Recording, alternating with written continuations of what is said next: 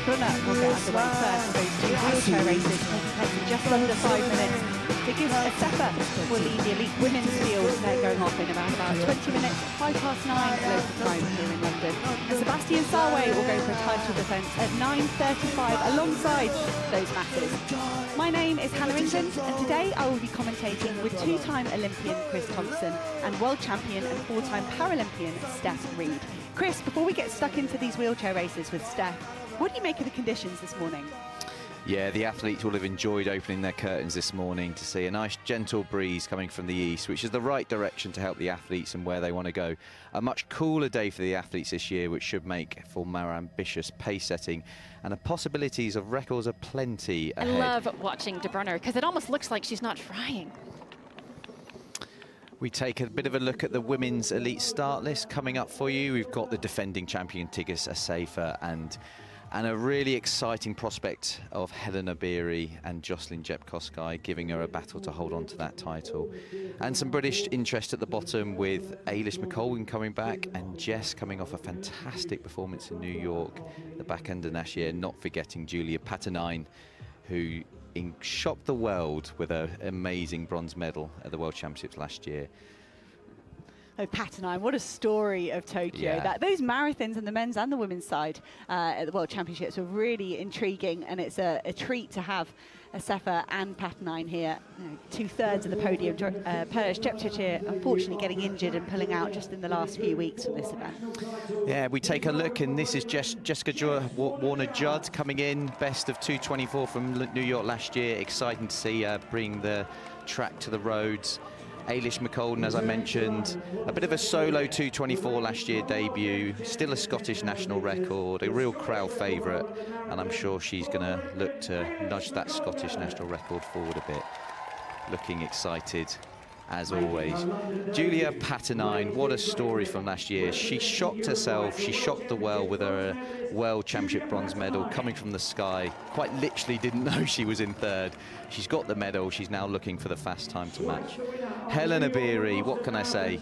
2 times New York Marathon winner, 2 times Boston Marathon winner, Olympic bronze medalist. How fast can this lady run?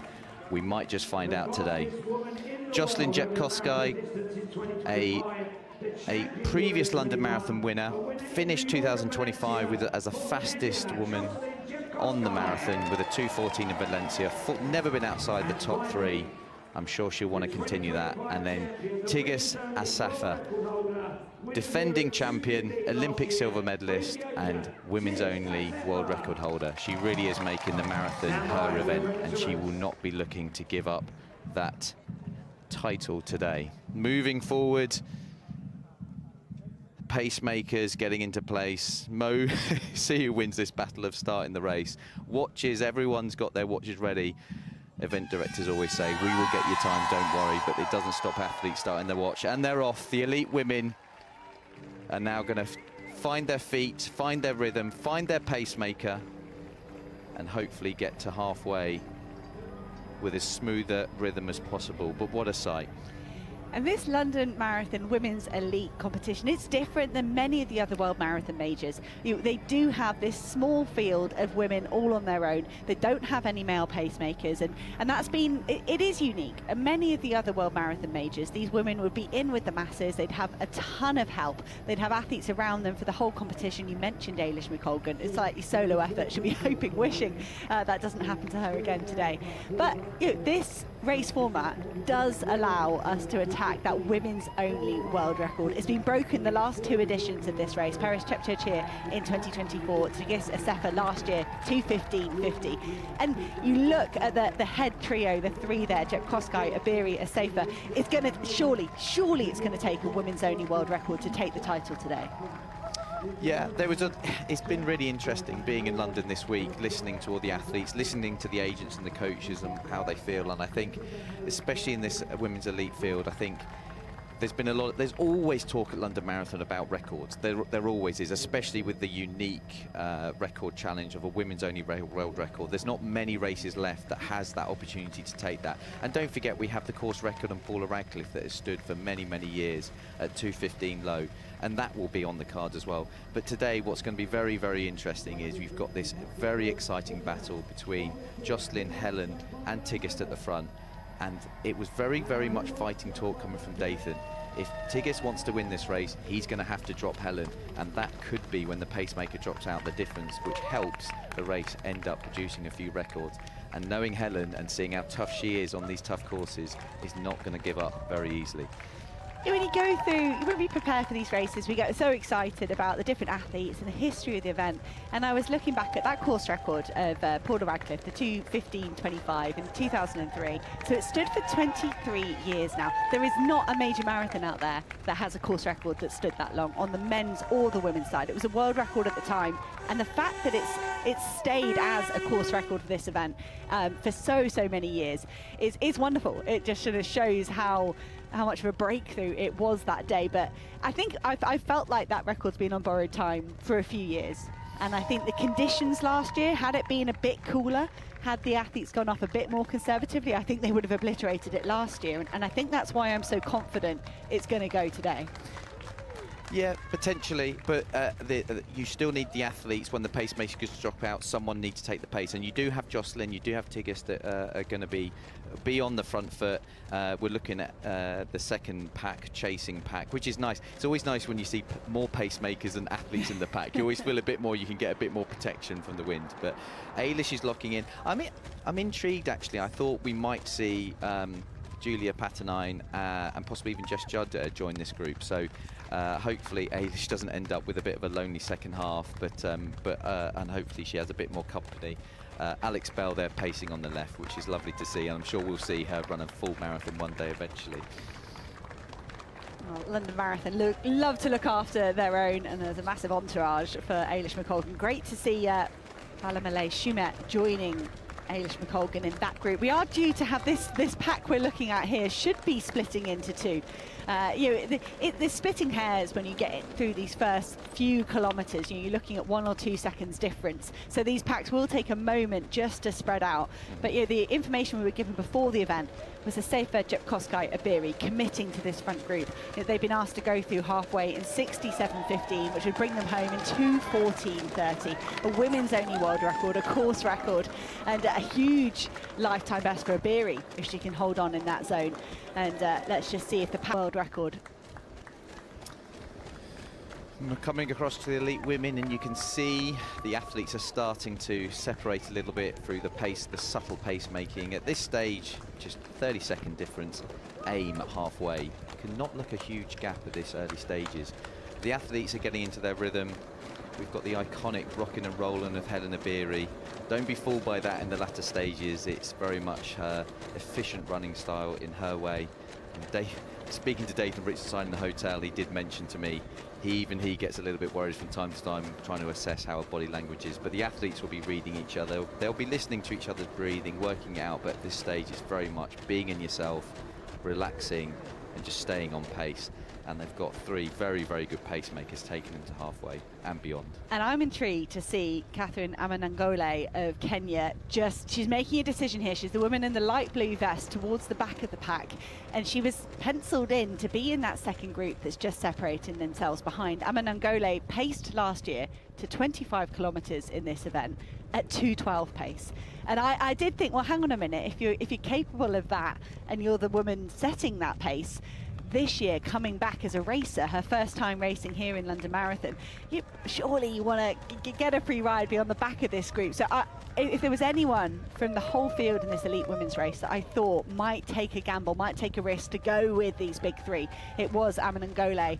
But she's got to be really careful. We're only 10 minutes into the race. And Chris, what kind of damage can you do if you get it wrong at this stage in the first half hour? Are you on a knife edge already? Have you got to be careful through the whole 26.2, or is this is Aman Nangole being too ambitious? Is she going to kind of pay for this in the closing kilometres? Well, it's interesting. One of the things you have to respect when you're talking about how far you can push the red line is weather. Now the weather is a bit more generous today, and it does mean that if you do get into hot water early doors, you can pull back and you can kind of bring yourself back under that red line to go again, and you can give yourself a second wave. Last year it was far too hot for that. As soon as you raise your heart rate too high, it's nigh impossible to bring that down, and that's why you saw a lot of athletes struggling last year. And those that managed to handle it, and Tigges obviously did a fantastic job of that, you do have to be careful. You're very much spending the first 5-10k setting up what the last 5 to 10k is going to look like. But you know, she's given it a go, she's given it a bash, and fair play to her. And I think, like I said at the start of the coming on air, it's a weather conditions to take risks and take challenges, take risks and give it a go in the first half. And we're looking at the splits already: 5:06, 5:14. They're quick, but again, the first 5k or the first 3 miles is quick, and we are still coming up to the slight downhill section before they hang a left. But the girls are in the rhythm. Tigges looks her usual calm self. Jocelyn sitting in the back. I think Jocelyn's going to have a big part to play in this in the second half, so we'll see how that rolls out. And it is a wonderful, wonderful morning here in London. You referenced that weather last year, Chris. It was just a little bit too warm. I think it was didn't look kind of bad when we looked at it on paper, when we looked at the weather report, and then it was almost the anecdotal stories from everyone, from the elites and the masses, when we moved towards Sunday afternoon last year. And we kind of thought, hang on a minute, I think it was actually a lot worse than it looked perhaps on footage, than it looked when you looked at weather reports. And I think for me, Asefa and Jep Koskai, they were very, very ambitious last year. You know, they came through the first half in 66.40. They stayed on that 2:12 pace for 25 kilometres, and it was only then that they kind of realised they might have bitten off more than they could chew. And Jep Koskai particularly, her last couple of miles last year's race were awful. Were hard work, you know, in terms of treacle. Yeah, she was running through treacle. So I don't know. I mean, Asef has been very confident in the press conference and saying she's in better shape than last year. He doesn't know this course, and you can't fake experience. We got the first 5k splits coming in from the lead ladies, and it was predicted finish 2:12 low, but again, we always have to take those splits with a bit of a pinch of salt. 15:39 through 5k, but again, it's coming up on the screen now. It is fast there, and they will be very much more interested in the splits a bit further down the road once things equalise out and the course across a longer distance of learning. Helen just getting into position. I think the drink station is coming up on the right. Yes, this is a real moment where you're trying to set up the second half, making certain you get your drinks on, making certain some of the pacemakers, obviously it shows how hard the pacemakers have to work. They want their drinks too. They want to do their best job. Sharing it again, that says a lot about us. giving a pacemaker drink. She doesn't want that pacemaker to drop out anytime soon. There's a bit of psychology there, I would say, that I want you to stay in as long as possible, because she knows these pacemakers are going to play a big role in helping her trying to win this race. And I think through that first drink station, I think Aman Nangole went for a drink and didn't get it. It looks like she got tangled up with one of the pacemakers. Jocelyn Koska, I'm not sure she even tried to get a drink. So, you know, when you go through sort of all the adrenaline of the start line and everything that happens then, perhaps just skipping that first drink station and saying, I'll just let everybody else get tangled up in that. This, we think, is the third pack down the road. And Ailish McColgan, she was so excited to make the start line last year for London Marathon after a couple of years of not being able to get herself healthy. And she did say she undercooked her preparation into 2025 ever so slightly, just because she was desperate to be able to do the race, and that she was hoping she could be more ambitious when she came into this race, when she could be more aggressive with that training. And she has got company. You mentioned it, Chris, Alex Bell, the Olympic finalist over 800 metres, has been a revelation in the last 12 months, just catapulting up the UK all-time lists in road running. And she sort of said, why didn't I do this sooner? Why did I stay as a track runner when I've clearly got massive potential on the roads? And I'm sure Alex Bell will look at someone like Eilish McColgan and look up to her and look at the progress that McColgan's made through the distances, and it'll be a privilege to be a part of the pacemaking team for the Scottish women. But I don't know, maybe this is a bit of a break in terms of just getting the paces sorted out, but this isn't a kind of organised pack, not like the front. They're already spread out in just 20 minutes in for Eilish McColgan and that group. She reminded of me picking up a drinks bottle. She was quite tentative on it, making certain she got it, but yes. We look to front, back to the front of the elites, and again, this is all very much trying to stay as calm as you can, and you notice the pacemaker is still holding a bottle. Helen is still drinking.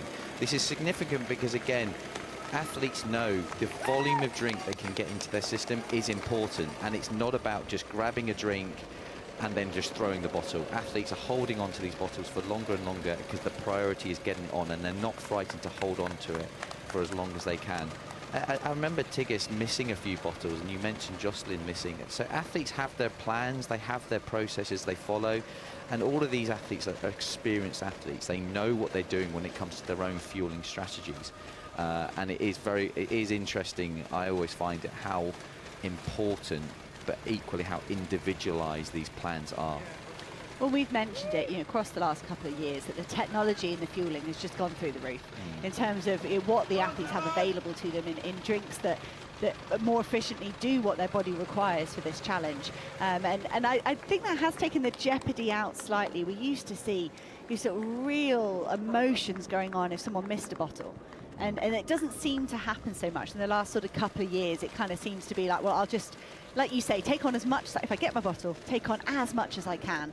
But maybe that knowledge that the technology is so fantastic, I'm going to get it at some point, I'm going to get that fuel. But it's coming to the elite women, not long before the elite men will start. We did have, I noticed when we were away, that one of the pacemakers on the right just dropped back for some reason. So we certainly, Tigges, as I keep saying, will want to make certain all three of them stay there for as long as possible. But we're starting to come into the point where athletes will start to realise we're in a race now. I'm in a marathon. I've got rid of the emotion of the start. I've got into my rhythm, and they will be really focusing on the athlete in front of them and trying to get to Tower Bridge as smooth as possible.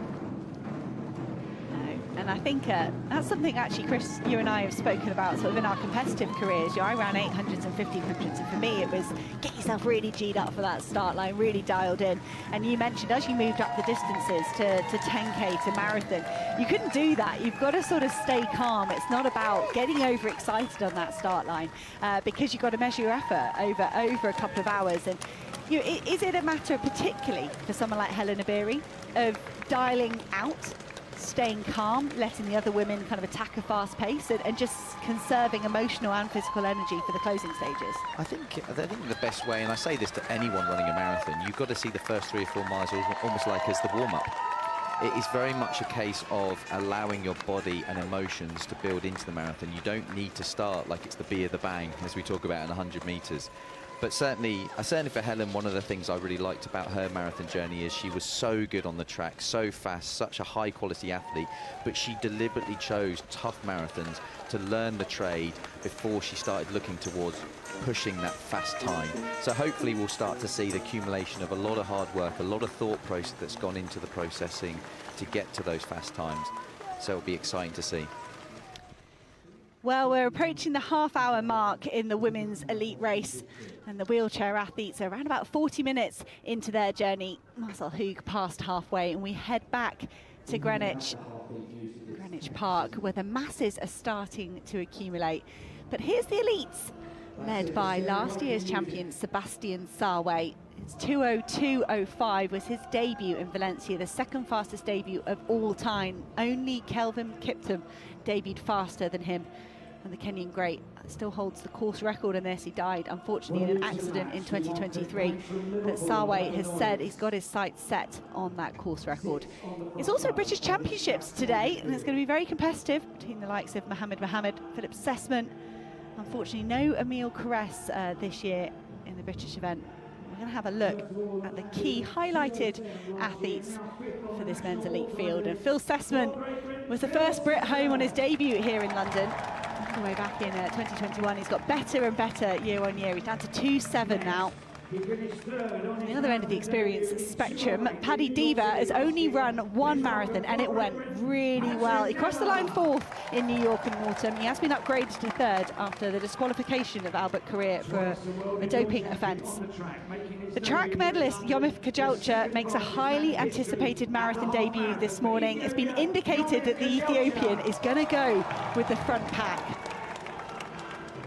Tamirat Tola is the Olympic champion, the Olympic record holder on that hilly course in Paris, but he's never won this race. He has been on the podium before, but Tola as well committing to going with a very hot pace. It's been requested by the likes of Jacob Kiplimo and Sebastian Sawe. Kiplimo was 2nd last year on his marathon debut. He returns to London having improved, had a world record, a 3rd in the half marathon, a 3rd consecutive world cross-country title.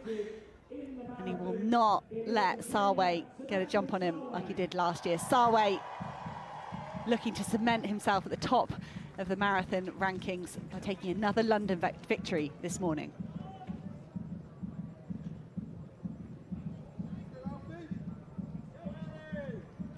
Heli Kilden and Sir Mo Farah poised to set off the elite men here at the 2026 TCS London Marathon.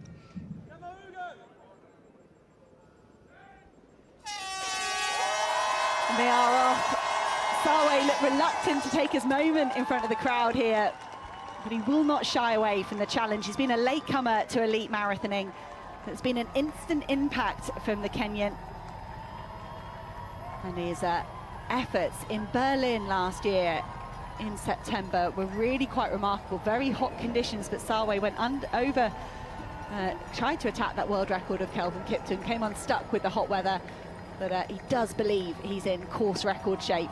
And Chris, to have the likes of Kiplimo and Sawe in this race together, that for me does give me confidence they could attack the course record. Never mind these other men. I'm loving the bravery from the likes of Kejelcha on his debut, from Tola, who's got so many accolades. He's saying, why would I not go with a 2:01 pace? But they've got the strength in numbers and the quality in those top 2 entrants. Completely hit the nail on the head. I'm just a bit disappointed we didn't get a hero starter. This is one of the first years we didn't get someone charging off in front of everyone. Oh yeah, there's still time. There's still time. It would be impressive if we got to a mile at the front. But anyway, yes, no, absolutely. We've got, I mean, Sawe and Kiplimo are 2 very, very exciting young athletes coming into the marathon. They're still in their early days, but it was an incredible battle last year. Absolutely insane. Sawe produced one of the most dramatic charges after the 30k drinks bottle, and Kiplimo gave him respect because it was his debut that day. But he's gone away, he's run fast, he's run 2:02 since, he's more experienced. Speaking to people that know him in the hotel, in the athlete hotel this week, they're excited by the fact he's moved on. He is stronger, he's a stronger athlete, and I think he will represent a much more different challenge for Sawe today, even though we are looking at Sawe as the kind of lead, and there is that Kejelcha hovering just behind. He's such an exciting debut. Now, listen, we have to respect the fact that when someone's doing a marathon for the first time, you have to allow an athlete to grow into it, and you very rarely see an athlete run their PB in their first marathon. But it doesn't take away from the fact that this guy is get the front pace and see what he can do. So exciting to have the elite men underway. The women going through the miles here, just dipping past 32 minutes. And the pack all still together, impressed as I have been for the last 10 or 15 minutes with Aman Ngole, the Kenyan athlete, joining Jocelyn Jetkosgei, Helen Obiri, Tigist Asefa. And they go through 31:03 through the first 10 kilometres, so they're going faster than Tigist Asefa did last year. And they're on for, wow, that world record split. I think they're talking about the women's only world record split there at 31:16, but 31:03 is coming up on our systems as sub 2:12 pace. And these women are flying. I think we know it's slightly fast in that first 5K. And I think, well, we know Jocelyn Jetkosgei with that 2:14, Tigist Asefa capable of way faster. Helen Obiri today we're going to find out what those New York, Boston kind of courses translate to on a faster course. I mean, these women, all of them, very capable of running 2:12, of running that time.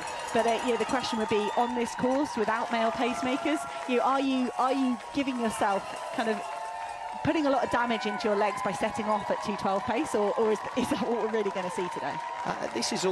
When it's a race like this, when it is a women's only race, this is very much about race tactics. You can't rely on the fact you're going to have a massive other athletes around you to kind of affect how the race will pan out. And we've talked about it, when a pacemaker drops out, someone has to pick up the slack to maintain the pace, to get those fast times, to get those records. And it was made very clear in the press conference. We'll see how it pans out, because in press conferences people will say things, but what they actually mean on the actual day in the race. But Helen's team is very much adamant, you've got to run away from me. I know I'm good in the finish, I know I'm strong. Like, Tigges did beat Helen at the Olympics, but Helen had a very shortened build-up, and she did incredible to even get on the podium with the amount of time she had to be able to train and prepare for that. But she's here, she's ready. She won New York Marathon in 66 minutes, incredible performance. She's the only one that's come in with that visual kind of performance coming into this race. The other two, Jocelyn, her last race was Valencia, in December last year. But Tigges and Jocelyn will have to be the strong athletes to maintain this pace if they want to get rid of Helen. And we're in for a very exciting second half.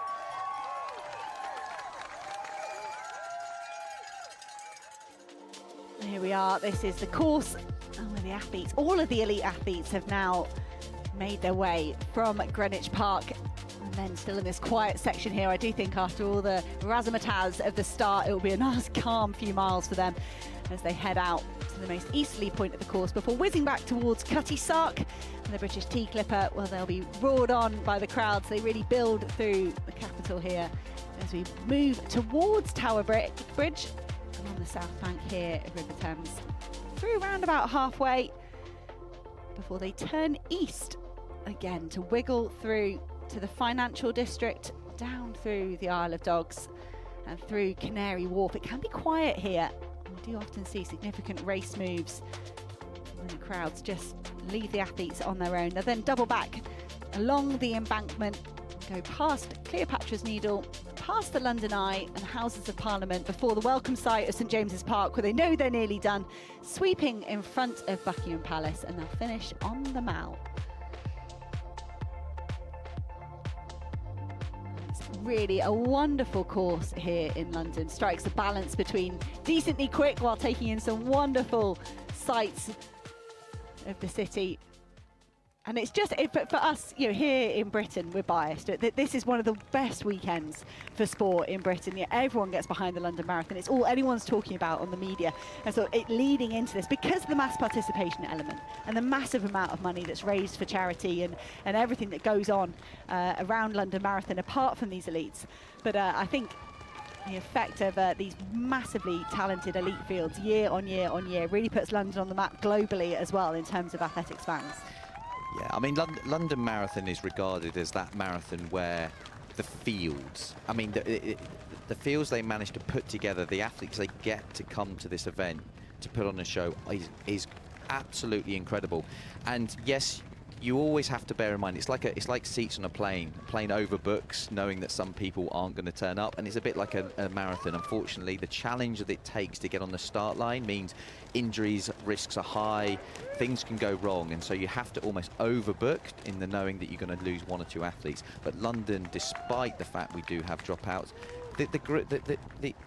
the depth of athletes is always incredible, and it's who's who, and it really sets its sights on bringing the best athletes with the best racing to London streets. So we've got the front group up there, which we are expecting to split into two groups. And here's the chase pack at the moment, led by Alex Yee. We were talking about some triathletes in the elite men's wheelchair race. Now, Alex Yee has shown that you can transfer in the ambulant races as well.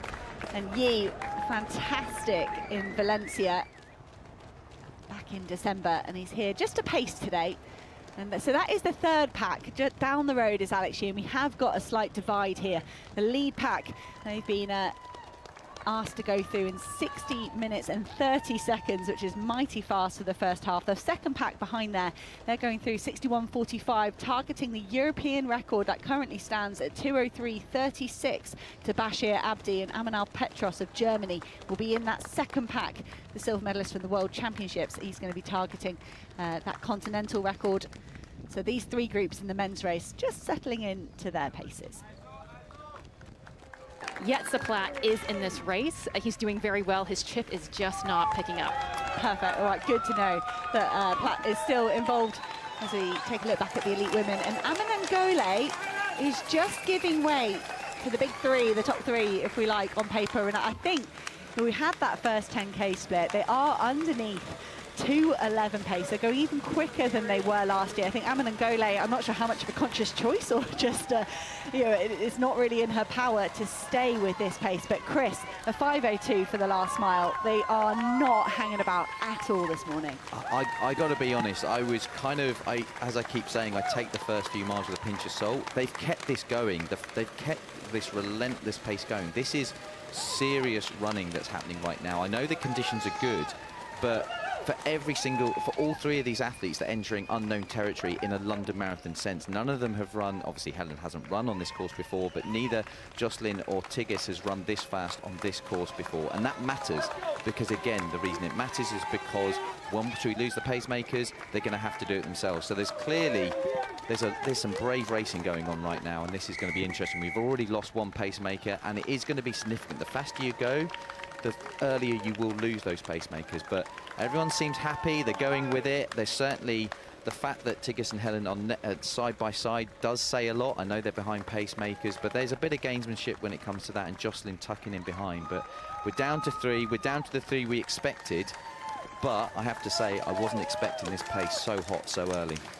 So we hope the pacemakers are going to last, what, 25K? Best case scenario? 30K. 30K, you reckon? Well, what no, if no, they're no. asking them to do this? I'm an athlete, so I would always say as long as, like, 40K if I can, but yeah. I mean, you know, if a pacemaker is going to make it 25K, these athletes, the big three, Abiri, Asefa, Jet Koskai, are they better off saying, go even faster, and you know, they'd rather, do you want to bank time in the first half, or physiologically is that so risky? You know, we saw Jet Koskai blow up, you know, bonk if you like, in the last couple of miles last year. Where's the balance there in terms of using the help when you can to get you as far as possible versus paying attention to your own energy levels? I think ordinarily that lasts, but very, very quickly as we move to the elite men, I think that is more, this is more about winning for these ladies, and I think this is about trying to tire Helen out. So I think this hot pace is more interesting for Jocelyn and Tigges because they're trying to take the sting out of Helen's legs. And this year we've mentioned 59,000 people starting this London Marathon, and for so many of them it will just be about surviving. It will just be about the accomplishment of 26.2 miles. And what I love about these elite races is watching some of the best endurance athletes in the world run and push and race. They are not, yes, times matter and they are pushing themselves to their physical limits, but the ability to race when you're working that hard, when you're pushing the limits of what's humanly possible, just blows my mind. So, you know, for Safer and Jet Koskai kind of putting themselves in the hurt locker to try and dampen that sprint of Abiri, I think that's a brave move. And this group, we're earlier on here in the elite men's race. We'll just be coming up towards the first 5 kilometre split. And so not too much to read into this yet. I think the biggest insight for me in this elite men's race was who decided they were going to go in this front pack. To have the likes of Kejelcha and to have Tola. Tola for me is a kind of an athlete, I think he'd be better off hanging back and coming through. But he's kind of gone, you know, I've got the opportunity to race the best in the world. I'm already the Olympic champion. I've got nothing to lose. I'm going to go in this group. But yeah, I was watching the elite women take their drinks, and for the last couple of minutes, there's definitely, you can see they're working hard in their faces here. There is an expression of, this is serious, this is a hot pace.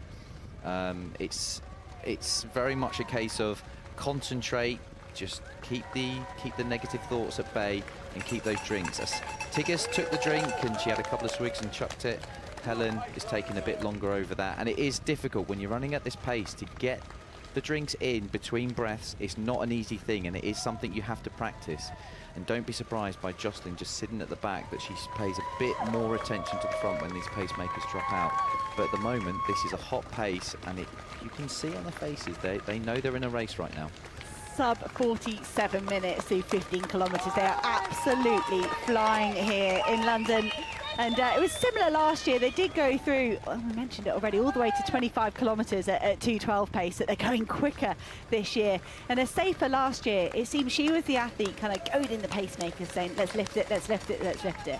Once the pacemakers stepped aside, a safer for me tactically let Jocelyn Jetkowski pick it up and said, oh, you know, kind of pushed the emphasis or the pressure onto the Kenyan Jetkowski, and then a safer just waited and waited and did a big kick. And it's different this year. If they're going to have Helen Obiri kind of through to 25, 30 kilometres, I'm not sure we'll see a safer allow that pace to drift at all. A safer lost the Olympics on a sprint finish to Safan Hassan. She lost the London Marathon to Peres Chepchirchir a couple of years ago. She lost the World Champs to Chepchirchir again in Tokyo. Like a safer, we love to talk about the fact, she went to the Olympics in 800. She is a sub-2 performer. But she hasn't found that sort of leg speed you see on paper in those closing stages of a marathon. It's not her strength. She has to push from earlier on. So I don't think we'll see a safer let any lag happen in the pace once the pacemakers step aside.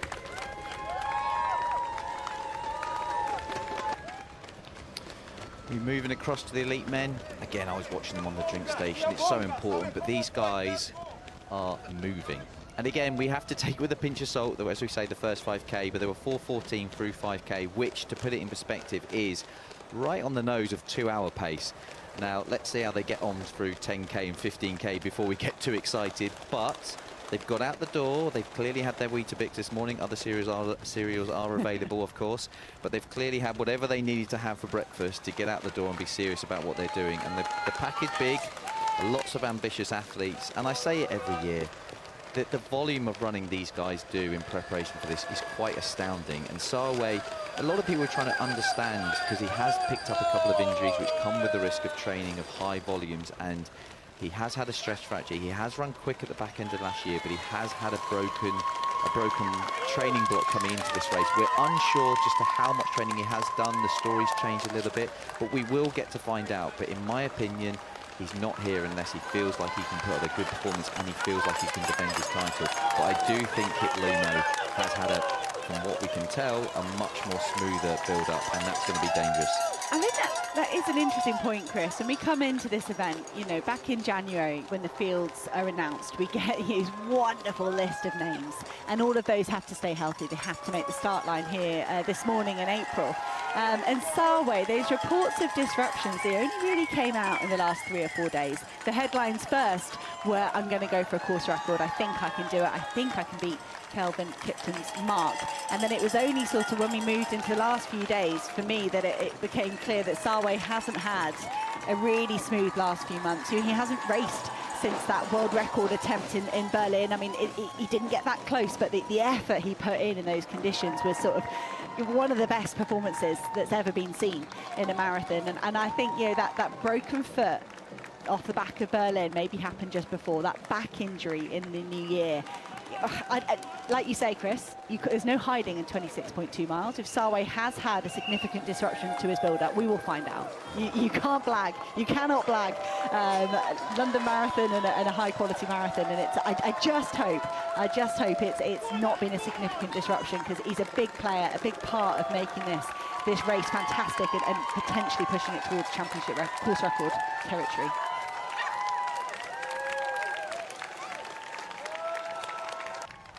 Catch up with the elite men. Not much change here in the lead group. All the athletes you'd expect: Sawe, Kipruto, Kiplimo, Kejelcha, Galeta, Tola, all making the cut into that front group, operating at low 2-hour pace at the moment. I mean, that is just obscene. They're not through 10 kilometres. We won't get excited yet, but well in that main pack.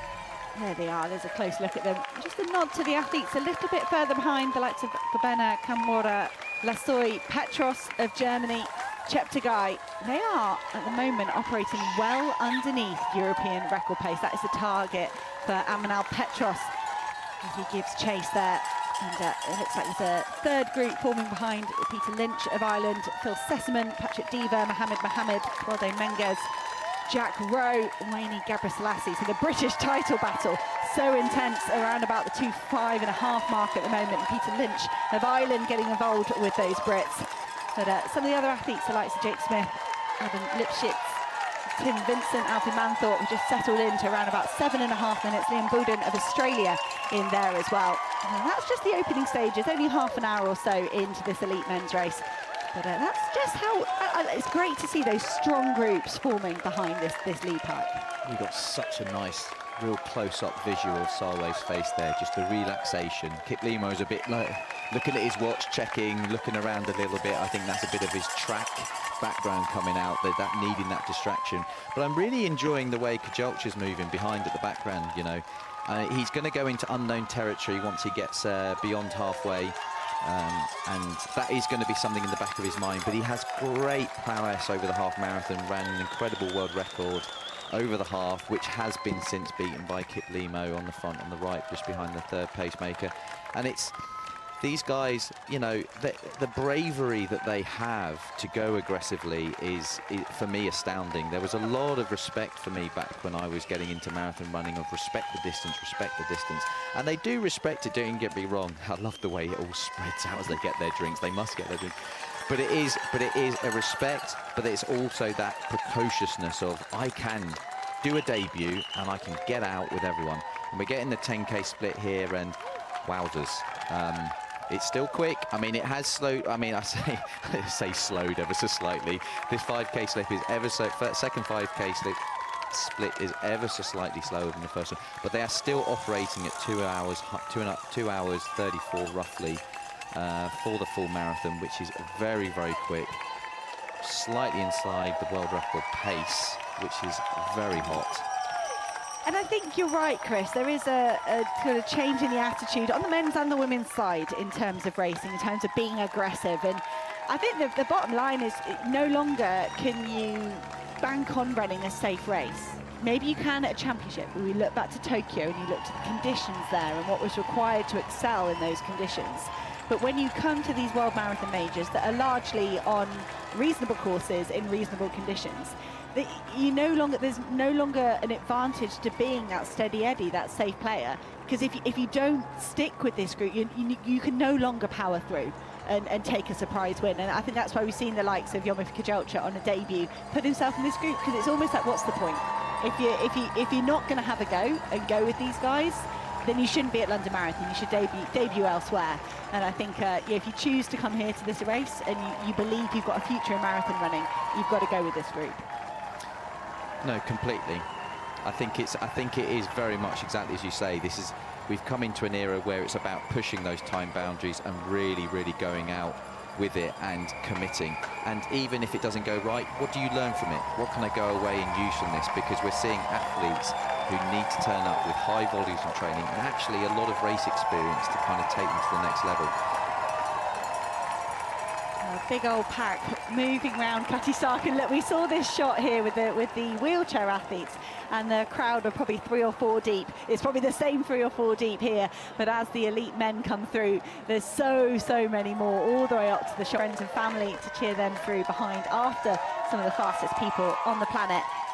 And here's the women moving through. It's on 61 minutes, so we're getting within 5 minutes or so of halfway. And that's a lovely split, I think, mentally for the athletes as well, hitting that halfway point. And for us as spectators, you can really start getting excited about what they're doing. It's a shame we're down to just 2 pacemakers already. I think we have lost in Brett Melak, and no, apologies, that was one of the male pacemakers. I think it is Desi perhaps we've lost, and we're left here with Tsege Gebrselassie and Miriam Chebet. Such high, I mean, the accolades of the pacemakers that you get for the London Marathon are significant. Gebrselassie has gone sub 65 minutes for the half marathon 3 times. She's the woman there with pace 1 on her chest. Chebet with pace 2 on her chest won the Istanbul half this year in just outside 66 minutes. So they're world-class athletes in their own right. And I think that's why perhaps, that's a bit of an issue there for Chebet. And Abiri did manage to get her bottle. Everyone stayed on their feet, and Cheba, as a pacemaker, that's the one out of this group, the one out of the 5 that you would want to have to go back like that. I mean, you wouldn't want that to happen to a racer. But I think Cheba, hopefully she can get back and continue to help with the pacemaking. Yeah, I get flinchy with things like that, because I got to say, like, the pacemakers do fantastic jobs, but one of the key ones is not getting in the way of the elite athletes. And if Helen had gone down there, I'd have been a heart in my mouth moment. But she stayed on her feet. She would have had to kind of accelerate a little bit to get on the back, but hopefully all back to normal, and the pacemaking can get back to the front. But she did that thing where she went back for a bottle, which I always get told not to. But anyway, it's all they're gonna be a bit relieved here, getting over Tower Bridge and turning and getting towards halfway. See that split, see the fact they're working hard is matched by the fact they're getting a good time under their belt. So that is always a relief to know, yes, I know it feels hard, but I am running quick. Well, 20 kilometres, 62.41. You can see the comparison here to the world record split, 63.12. So Asefa, Jepkostai, Abiri locked in a battle here, and great to see Cheba is easing her way back up to the front in that pink and yellow pacing vest. All the pacemakers wearing the same coloured vest just to help distinguish them from the racers. And I think at that halfway point coming up for the elite women, the wheelchair athletes, You can still go fast. well, technology is a part of sport. We've had our moment with the shoe technology in the ambulant racing, and of course, you know, when you look at the Formula One racing, the cycling racing, technology is a big part of it. It's only natural that it's come into the wheelchair racing now. The pack locked together here on the men's race, 36 minutes on the clock. Everybody looks fine. And Chris, when you're at this stage in the marathon, what are you thinking? What are you telling yourself? What are you focusing on? Probably doesn't help asking me that question, because I was always tired at this point. but these athletes are making it look very easy. But another 4:35 mile in there. I mean, these are numbers you would normally associate with a half marathon. I mean, the times have changed incredibly, and they're all so smooth doing it as well, which is the amazing thing. But the pack is still big. They're still very much getting into that kind of rhythm, and they're still very much able to kind of keep the face relaxed. Relaxation comes in. Moving across to the women. I mean, this really is an intriguing battle. They are not letting up, but I know that at this point, Tigges is going to be thinking, Helen's going to be thinking, just hold on to these pacemakers, drop out, and then hopefully the pace maybe gets into the realm of, I can just sit here and wait and for Tigges to do her thing, and Tigges will be wanting to go on longer. But at the moment, this battle is really fascinating. They're all getting their drinks, they're all setting up, they're coming up to what I like to call the moving miles, and we've got the halfway split of I'm taking a breath. 66.12. That is incredible, Hannah. I mean, 66.12 through halfway. They were 66.40 last year in tougher conditions. And what about Marcel Hoog, equaling David Weir as one of the most successful man ever in London Marathon on the wheelchair races. 8 wins for him, 6 consecutive wins. Such dominance. And Sawe dominated this men's race last year. The field that the London Marathon team assembled in 2025, it featured the winners of the last 3 Olympic marathons, the world half marathon record holder, everyone, all these people, and Sawe nailed it. That was only his 3rd ever marathon as well for Sebastian Sawe to do so well. Or was that his second? Second. It was his second. It was only his 2nd in London. He's now on his 4th. He's so new to marathon running. But his coach has said what he sees in Sebastian Sawe is this ability to bring an excellent mentality and temperament to the marathon that you'd expect would take race after race after race to be able to hone. But Sawe, is that perhaps his super strength? He's obviously fast, he's obviously quick, but he's got the right temperament as well. He does, but also I think competition, healthy competition between athletes is a good way of pushing event standard. And I think in the marathon we're seeing healthy young individuals coming together and pushing boundaries, and new debutantes coming from the track, coming onto the road. And you're seeing a lot more athletes coming from the track onto the road to take that speed from the track into the half marathon and on into the marathon. And we talk a lot about, when are we going to see that sub 2-hour marathon? When is it going to happen? And between everyone, there's a lot of conversations, 2 or 3 years. I'm not sure we're going to see it today, but there's a lot of question marks on people's lips of when will we see that happen, and competition is a way to do that. And we've got great competition on the women's side as well. When you look at, we look at that, the course record that still stands at the moment. Not for much longer the way they're moving, gee whiz. Yeah, not for only for another hour or so. But Paula Radcliffe's course record that stood here for 23 years. As a world record, it stood for ages. But now, we've got a real regularity of women underneath 250. I mean, Chris is just looking at this 5:08 split and thinking, I'm glad I'm not an athlete anymore. Never mind, You joke, but you're absolutely spot on. This is absolutely savage. I mean, the thing about it is Jocelyn and Tigges know the second half, and they know the course really well. Minutes last year, and she's not having it all her own way here in 2026. 46 minutes on the clock for the elite men. I love to see that. The young lad here just trying to see quite what it's like to run at elite. Please don't men's run into anything. Yeah, don't get taken out by a lamppost at this point. Your crowning moment, your glory, taken out by a tree. But he's given it up. He made it about 250 metres. I think that's a good effort. I do think you get that in marathons, but I do think it's nice for people to get a kind of perspective of just how fast these athletes are moving. For 26.2 miles, they are shifting. And so you do get these treadmills where people can almost test how long they can run on that treadmill at a given world record pace. But these guys are 15K split. They are just around about on course record pace, drifting just outside 2:1, which is kind of what they were looking for. I think that the talk amongst everyone was we weren't looking for world records or sub 2. But listen, this is about the competition. Course records are very difficult on London, and I think this hopefully will mean the fact that we see these splits maybe being a bit more on the side of caution in the first half. We might see a very explosive final 10K like we did last year, which makes for an exciting race. And I think if Sawe goes at the 30K train station, Kiplimo will know about it. He'll be aware of it, and I think he'll be a lot braver to go with it. And you've got plenty of other athletes in there that will be mindful of just what Sawe did last year. Well, Kelvin Kipton, when he did that course record, he closed in underneath 60 minutes for the second half. And so these men are actually moving faster than Kipton was in 2023. But Kipton's ability in the second half of the race was what he could do there. So I don't know, there's a lot to read into that. We know Sawe can close hard on his day. And we'll have a look back here at the elite women coming up on 80 minutes. And for me, Chris, I don't think we've talked enough for me about Jocelyn Jetkowski. Yeah, she has been around for so long. She was the first woman to ever break 30 minutes on the road over 10K. And that record has moved on. It's got much faster now, but she went into uncharted territory, and that was back in 2017. She won here in London in her first try in 2021. And she's vying for her 5th consecutive podium today. And I think adding that 2:14 to her resume in December in winning Valencia just shows me that Jetkowski, she's still got something to give here in the marathon, despite having been around for so long. And I just wonder, when you've got those achievements under your belt, does that not make you like a favourite? I think people don't talk about her as much as they talk about Assefa and Ibiri.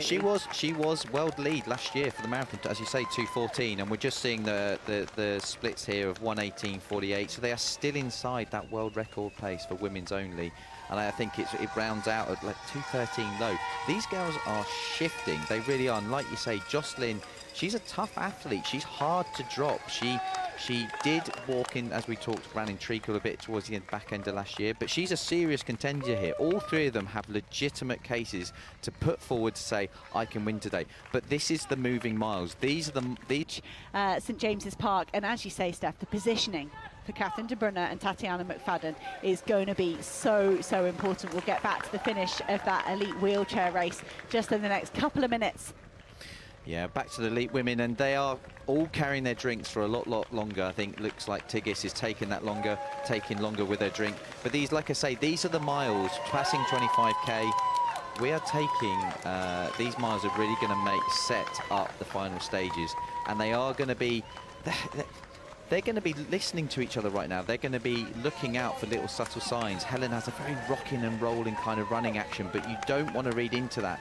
Don't use that as a confidence of I can get away, because she's highly deceptive. Tickis is much more sort of sly. She has a very nice rhythm of that kind of 800-meter running coming out of her.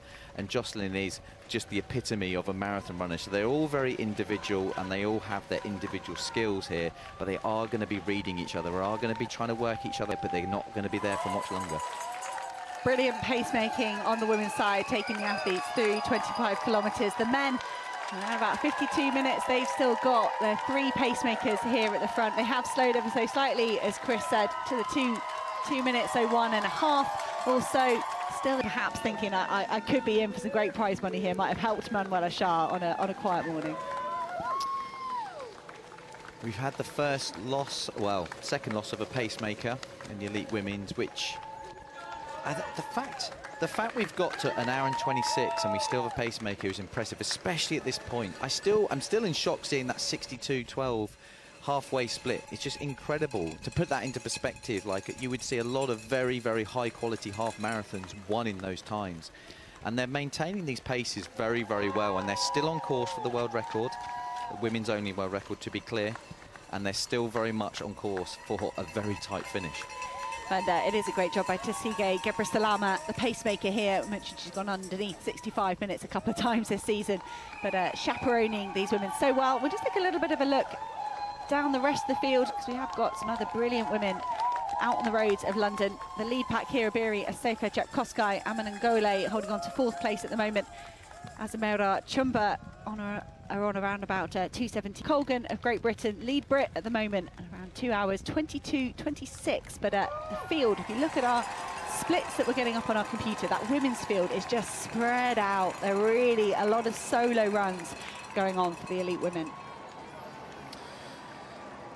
The elite men going over Tower Bridge, which is where the elite hotel used to be. It was a view, and you would see a lot of iconic pre-race photos taken with that in the background, but they have moved across to getting Buckingham Palace in the background for the pre-race. Not a bad alternative for the elite press conference call, but the field is slightly whittling down, and they are crossing the water now, and they are just inside world record split.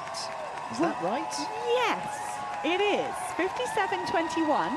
It's been credited to Yomif Kejelcha. You know, that could just be influenced by a bit of a sprint through a drink station. But Kelvin Kiptum in Chicago, when he set the world record of 2 hours 35, he went through halfway slower, around about 20 seconds slower than these men now. So they have put an injection of pace as they approach halfway. And sometimes I think you get the pacemakers, some of these men, they would have been requested to go halfway, and they could be just kind of desperately chasing that halfway point and lifting ever so slightly. The requested pace through halfway was 60.5. So we'll see what they manage. I mean, it's world record pace, but they really are working well in the men's race. They are. These are 4 very hot races. We move back to the elite women. That said a lot. That Tigges body language going around that corner was very deliberate. Now this is going to be interesting, because how brave and how long she can push this pace, because she's showing herself, she's having a little look, she's assessing, she's just testing the waters here to see. And it's something athletes will do. They'll just put a bit of an injection, and they'll read the body language of the athletes behind to see how quickly do they respond. How are they feeling? She's looking for messaging to say, I have the confidence to keep pushing, because the last thing you want to do is use up all your energy and trying to push away, and the athletes are behind it's not quite the 30% that the wheelchair athletes get in benefit of sitting behind, but there is a psychological benefit, and there is a small oxygen uptake benefit to it. So she is just testing, and she looks like she's easing back. I think she's going to use that at the moment. She's got what she wanted.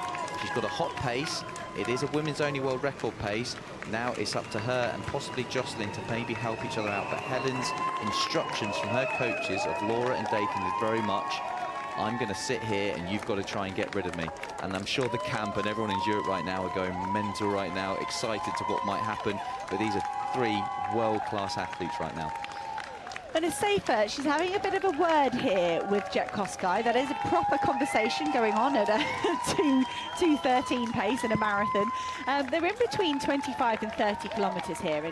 And Safer put the hammer down. I think it was around 35 kilometres last year, and Jet Koskai had no answer. And these two, Jet Koskai of Kenya, Safer of Ethiopia, I think if there's any tactics going on, any joint tactics going on here together from these two, it's got to come down to the fact that they don't want to end up in a sprint finish with Helen Obiri. And Jet Koskai, she did take the bait. At this point last year, she was the athlete that took up the running, and she really paid for it in the closing stages. So I wonder this year if Jet Koskai might just hold back a nod and say, Safer, if you want to keep this moving, you've got to do it yourself. You know, I was vulnerable last year, and Safer looks absolutely full of running. She said she's in better form than last year. She said the hot weather doesn't bother her. It didn't bother her last year. It won't bother her this year. She's in better shape than she's ever been before. So I think Safer, she won't let up here. She's just going to keep pushing and pushing and pushing. And when we look at this race here, so Helen Obiri, she's not blinked. She's not let a Safer or Jet Koskai open up a gap on her. In preparation for this race, Helen Obiri raced the New York. You remember Heinz Fry back in the day, who also ran very fast times. Here's the elite men coming through, 63 minutes on the clock, so they are well through halfway. I can give you the half marathon split for these athletes was 60 minutes, 29 seconds. That's exactly what they were asked for. So that's good news. The bad news, perhaps, is we are down to just one pacemaker at the halfway stage. And I think we would love to have just a few more. I think perhaps that's right. Pacemaker 1 on the chest. That will be Oscar Kiplimo. Jacob Kiplimo's younger half-brother. I think he's a World Championship bronze medalist himself on the track. And he's just started his own move to the roads, Kiplimo. 60 minutes in Lisbon. And to have taken these athletes through in 60 minutes and 30 seconds, he is right on his limit. And that, I don't know, Chris, to just have one pacemaker at this stage. It's great to have still 6 races in there. But I think the overall pace, the finishing time, could suffer if we're not left with that many pacemakers at this stage. Yeah, I think in the men's race it doesn't matter as much, purely because of the way that Sawe clearly likes to race. He's a bit of a, he almost likes to get rid of the litter in front of him and just have a clear road to kind of just be in his own space. And he's very much an athlete that seems to enjoy snapping that elastic band behind the athletes following. And in marathon, you have to be quite brave when you're doing that. You have to enjoy doing that to be good at it. And I think when the pacemaker drops out, I think that'll be more of a signal to Sawe to enter race mode and start entering that kind of gamesmanship that he has, or the plan he had pre-race with his coaches to decide what to do. And we're going to find out how much these injuries have been playing a part. But at the moment, he looks really relaxed. They all look really relaxed, and it's hard to read at this stage. We still need to get another 20-25 minutes down the road before we... Here's a look at both races. The elite women further down the road at the moment, just wiggling their way through that financial district. And they are through Canary Wharf. Getting towards the closing stage. I think the crowd starts to build again as you come out of the Isle of Dogs and Cutty Sark, and the noise will rise. You can see they've gone through 30 kilometres. Jocelyn Jet Koskai, I mentioned that she took the bait last year and she was the one to push the pace, and I think it's happened again. I think a Safer will have just let the pace lull. She will know she's got that power move at 35 kilometres, and she'll want to save some energy for that. Jocelyn Jet Koskai almost looking at by Helen Obiri. And I mentioned just before we cut off to see some of the other wheelchair finishes, I referenced this half marathon in New York. It's net downhill, so it's very quick. You can't take the times for records or anything like that, but the nature of the race there, Agnes Ngetic, a phenomenal athlete, went flying through the first 10 kilometres just outside 30 minutes. And the first 10 kilometres of that half marathon is tough, and Helen Obiri looked absolutely fine. And Ngetic imploded. Obiri flew away, lowered the course record at that event by some 30 seconds or so, beating Sharon Lekady, who just went on to dominate Boston Marathon. So all the indications in the build-up are that Helen Obiri is in phenomenal shape. And at this point in her career, for the Kenyan woman, the track superstar, to choose to come to a faster marathon, I don't know, I love the fact that she's gone to those tough courses and just tried to win races, but to come here to this fast race, she must feel very ready to expose herself in this race and not hide on those hilly courses, to come up against the Asafa and Jetkowski. She must be very confident in her abilities. I think, yeah, I wouldn't say hiding necessarily for those races, but I know exactly what you mean. They are races without pacemakers, and they're very, oh, we're seeing a bit, I'm going to cut to the fact that Tigges is making a move here, and Helen's reacted. I'm not sure if Jocelyn liked that quite as much, but Helen has reacted, and this is a definite move from Tigges. I felt like she was biding her time, just hovering back to listen. Helen's pumping the arms a bit here. Jocelyn's reacting, but I have to say, Tigges, she's a deceptive runner. When she's working hard, she still looks pretty relaxed, but this is a very deliberate move here.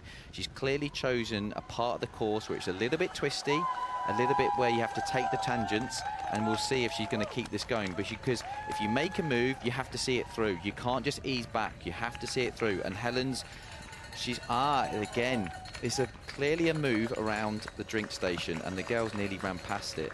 Asafa did not take the drink here at this stage. Now, Helen Iberi, I noted down, she missed her drink at 25 kilometres. She went for it and missed it. So I think that the real movement across the road there from Iberi, she could not miss this drink. Having missed the previous one, she absolutely had to go and get that. And Asafa didn't. And Sebastian Sawe's move last year at 30 kilometres, skipping that drink deliberately and powering off, that was impressive, and I'm sure Asafa would have seen that. That for me, Asafa has started a charge here. I wonder how deliberate it was that it's around about that drink station, and wondering whether those two will go for it and I won't. Asafa, she just looks dialed in.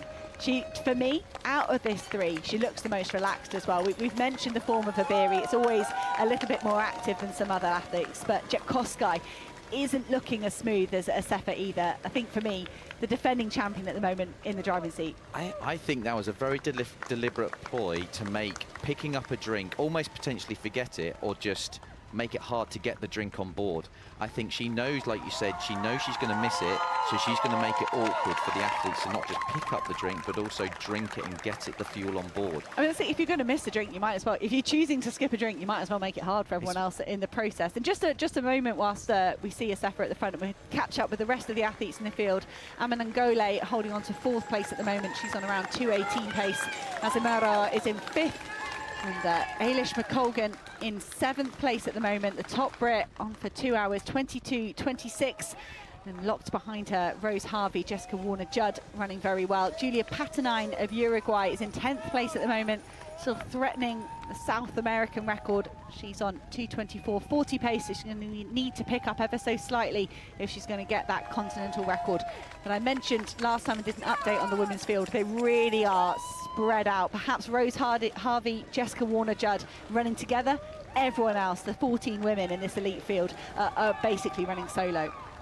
It's a tough way to run a marathon, that, and I think that's the nature of having these women's only races, is you are signing up to potentially quite a lonely run, but again, at the same time, it opens up a whole new world of records, which is what we're trying to hopefully see today, a women's only world record. And I have to say, this is really interesting to read, because I don't think Tigges has necessarily completely come off the throttle. She's definitely put an injection in, but she's kind of gone hard, and only she knows how long she's prepared to push this for. It's one of the psychological games you play, is Tigges knows how much I'm prepared to go for, and the girls behind will have to trust that they can have the energy to go with this, because she might just suddenly stop. But at the moment, these girls are coming together, and she's keeping the pressure on. They've got their drinks on board, they're settling back, but this is very much a part of the plan here, and they're going to have to hang tough. We've still got another... Back at the front with the elite men's race. We know they're going very, very quickly through halfway, underneath world record pace. But remember, of course, Kelvin Kipton, that second half, he was, in his short career, legendary in what he could do in the second half of a marathon. We know Sebastian Sawe can close hard. His last 12 kilometres on the streets of London in 2025 were in sub-2-hour pace. And Jacob Kiplimo is just at the back of this pack, the second place finisher from last year. You can see him there in the light blue and orange vest. Might have I don't know, none of them are holding drinks, so it wasn't a drink station, but perhaps just taking a moment to gather. Yomif Kejelcha, on his debut, going with this front pack. Now, Chris, when I was considering Yomif Kejelcha coming through to this full marathon distance, and I look back at some of those track races, especially last summer, he was attacking races on the Diamond League, trying to go for world records over 5K, faltering massively in the last kilometre or so, you know, slowing way down. I was going to think, this is not the guy that's got the temperament for a marathon. We've talked about Sawe and his patience and his ability to read the race. Kejelcha just missed his drink now, actually, at 25K. Looked a bit frustrated, looked round, but Kejelcha has shown a patience here in this marathon that I don't necessarily see in his track races, and that's, for me, that was the missing part in my confidence to whether he could transfer those track accolades to the marathon. And so far, Kejelcha, I think he's been brilliant.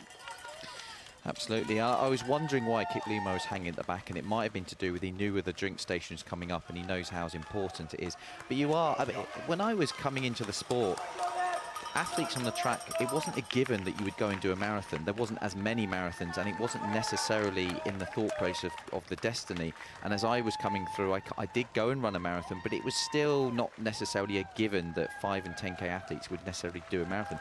Now it just seems like an acceptance that if you are doing distance on the track, one day you will go onto the roads, and it almost like that gateway of 5K, 10K on the roads would lead you to the half and eventually the marathon. So it's exciting because, especially with the advances in technology, pace matters. If you can, and this is one of the things that we're exciting about Kejelcha, he has pace, he has the ability to hold very high. He's run a 57.5 half marathon. He has the ability to run quick, and I think that is coming into play more than ever with marathon. Before, it used to be, you didn't necessarily need to be quick over the shorter distances because you could just be almost like a diesel engine. Now, you need to be quick and you need that diesel engine, and it's possibly easier to train the diesel as long as you've got the fast legs to begin with. Well, Yomif Kejelcha, he held the world record for the indoor mile for 6 years, 2019 to just last year. And if Jared Naguse broke it, and then Jakob Ingebrigtsen broke it, you know, these real track specialists. Kejelcha was that world record holder for so long, and you know, it seems mind-boggling that someone can have that range all the way up. And Kejelcha, he's just looked so smooth throughout this race, and I do wonder, he's had a long track career, Kejelcha, and he nearly finished it on a high in Tokyo with the gold medal. He just got beaten by Jimmy Gressier in the closing stages, and I think Kejelcha would have loved to have signed off that track career with a global title, but I also wonder whether that was just confirmation that his future had to come in the roads. He's been sort of the bridesmaid, but never the bride on the track. He's in the all-time rankings. He's so high in so many events, but perhaps he knows for sort of true greatness in this stage of his career, he's got to step away and attack the roads. They're still together. They're still together. Do you know what, as well, the amount of times we see, especially at this stage, you start first by having little surges and you're testing the water and you see how athletes react. Then you revert to another tactic of a bit longer, surging not quite as fast for a bit longer. 5:03 mile in there. Wow, these athletes, she is punching. Asafa is punching these young ladies behind her hard, and the 5:03 is getting back closer to that 2:10, 2:11 sort of pace, just for that mile, bearing in mind. This is, obviously, we're going to take the average for this race. No prizes for a road. No prizes for one. But my point is, she's punched, and now, and it's quite often you see this, when athletes are punching and they're not necessarily getting the results they want, they will start to weave, they will start to move on the road. They're trying ever so desperately, and this is the narrative we thought at the start of this race, that Asafa knows she needs to do some damage in the legs, and the longer they are still there, the longer the danger is a threat. Asafa is pushing from the front here, 1:35.21 through 30 kilometres for the lead three, and they're going way faster than Paula Radcliffe did when she set the course record here. They're 75 seconds underneath that long-standing course record at 2:15.25, so that is going to go, surely. And it will be, I'm sure, a new women's only world record, that mark currently with Asafa, the race leader, at 2 hours 15 and 50. But they knew it was going to take something. There's no surprise that that's the pace they're operating at. We knew it was going to take something like that to win today. And as these miles are unfolding and the kilometres are ticking off, we still do have these main three in contention, but I think what you're saying is right, Chris, that the moves, the little darts from Asefa are significant. She's going into those corners and attacking them. And it's almost as though the other two, Jetkowski and Iberi, they're slowing down for the corners and then having to work to stay with Asefa. I think she looks the strongest at the moment. She does, but again, you know, marathon running is a lot about weathering storms, and you can feel terrible 1 minute and you can feel great the next. And I am looking at the body language of Jetkowski and Helen, and they look a little bit better than they did maybe 5-10 minutes ago. And that's the point. Sometimes you just have to trust in yourself that I might not feel great. I might only feel like I've got energy for 1 or 2 miles and I've still got 5 or 6 to go. But sometimes you just have to take faith that the fitness will kick in, the fueling will kick in, and I will feel better down the road. And at the moment, Tigges has to trust herself that she can hold that pace, because if she tries to get a gap, it's not just getting the gap, it's holding the gap. And at the moment, if I was the athletes behind, I would be starting to read her body language of she's not necessarily feeling like she's got a huge amount more of front foot running to come. And so this is turning into potentially a bit of a scrap over 10-15 minutes. But Tigges will be thinking, what do I do next? And at what point do I leave it before I make a move where I don't look back? She would just ushered Helen Iberi through and said, which is not come going to on. happen. And which isn't, like you said, Dathan Ritzenheim, the coach of Helen Iberi, much of her career, her whole track career based largely in Kenya, and then for this road career, she moved over to Boulder, Colorado, teamed up with Dathan Ritzenheim. It's been a wonderful move. He has said to everyone, because it's no surprise, Iberi is not going to push the pace, and Asefa just thought, I'll just double check. You know, I know it's been said multiple times in the week, but I'll just check.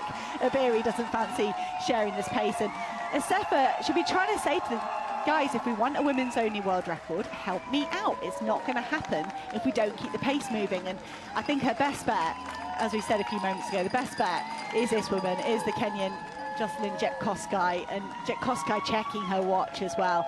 And but the problem is, it's only the winner gets that women's only world record. You don't want to be the athlete that keeps it, you know, at 2:15 pace, at 2:14 something, only to use all your energy and let someone else take the glory. I've been in that position where I was inside an old record, but unfortunately someone in front of me, a certain Sawe Farah, was in front of me, and he took the record in the same race. So I've been in that position. But you're absolutely right. But I think that the records are great, but the prestige of winning London Marathon far outweighs. But I think you're making a great point. I think Tigges has got that record in the back of her mind, as well as she knows she needs this pace to keep going, to get to tilt the win in her favour. But Helen and Jocelyn, listen, they're both running their own races, and I'm sure the both of them will be more interested in winning than necessarily records come. Let them take their course. That's the beauty of London Marathon. Because of the quality of the fields that they assemble, it's basically going to take a tremendous time to win. Now, we haven't got the pacemakers as deep into this men's race as we would have hoped, but they are moving faster than anyone has moved at this stage in the race. They are ahead of the world record pace of Kelvin Kiptum. They went through faster through halfway, 60-30, exactly what they were asked for. They're just approaching the 30-kilometre mark, these men. They've got a few minutes before they get there. And there's the positions at 25 kilometres, the split, 71 seconds, 41. That is, it's 25 seconds faster than Kelvin Kiptum ran in Chicago that day. But you know, that's with an asterisk. Kiptum, one of the best closers ever to tackle a marathon. And I don't know, I've got to wait probably until 35, 40 kilometres, look at the body language of these men to believe that we could be on for a sub 2:01 here in London. Because as with the women's race, the win is paramount to these athletes. And Sebastian Sawe pushing at the front here. And Tamarit Tola, I'm impressed with him. I mentioned him already. To be the Olympic champion, to be the Olympic record holder, is brilliant. He's not known for prowess in terms of time trialing, in terms of super fast races. He's more of a championship performer. But he's the one, side by side with Sawe, as they go through 17 miles with a 4:33 split. I'm wondering, I'm looking at that split, and I'm wondering if he's looking a bit more of a further out wind-up. Rather than an aggressive injection of pace at some point, say at 10 kilometres, or whether this is almost like the pre-party before he really kicks in, and he's just kind of softening him up a little bit before he really makes a move. Can you call it a wind-up when you're already on the 2-hour pace? That's the way of the world we're living in now, Hannah. It's quite incredible what these guys can, how fast they can operate. But they feel the difference between a 4:33 mile and a 4:40 mile. They know the difference in themselves. These guys are so in tune with their bodies. It's incredible. I mean, I could do it in my career. If I stepped on the track and someone said run a 4:40 without looking at your watch, I could do it. If they said run a 4:36, I could, obviously, when I was in my prime. But these guys know the subtle differences in how it feels, and they have a good reading of their body to know where's my red line, how far can I push this, and how much I'm trying to gauge how much I can toe this line with the fuel I have and how far I've got to go. It's all this. My coach called it the Krypton tuner. I don't know if that's a word or not, but it was a way of you're constantly reading your body language, your own body signs, and your own kind of physical effort to gauge. Elite men flying, elite women flying, and for the very first time, Helen Obiri of Kenya leading this race. We mentioned those track accolades, and I think for me, Obiri, the move over to the marathon has just been seamless. It's not a given, we've mentioned that already, it's not a given that good track athletes are good road athletes, but Obiri has mastered this distance. She's done 8 in her career, and she's only been off the podium in her very first one. But Obiri, for me, is a track athlete. I had the pleasure of racing her on the track. She was never one of the athletes that got involved in all the world record attempts. We had Kenzebe Dibaba breaking world records left, right and centre. And Obiri, she never seemed excited by that. She seemed excited by winning big races, by placing highly, picking up Olympic medals, world championship titles. And again, I just see she would not come and race one of these faster marathons unless she was ready for it, unless she wanted to find her limits in terms of her PB as well. No, this is really interesting because this is not necessarily what Dathan and Laura and her team at the moment will be over the moon. They might be able to making this might make them a little bit nervous, but getting the splits here, we're looking at 2:14.35. So to put that in perspective, it's still inside the world record, but it has slowed ever so slightly. So this is a case of they do need to keep the pace up if they're going to get inside that world record, because you can easily lose 30 to a minute because you're concentrating on the win. And this is the danger at this point, that you are concentrating on each other and looking at each other, and you're concentrating the win and ignoring the pace you're trying to run at to get records.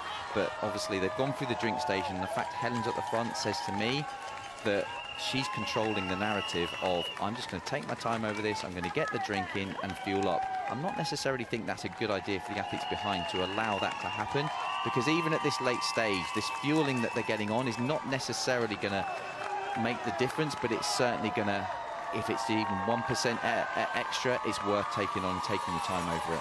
I think she just offered Tigges a drink there.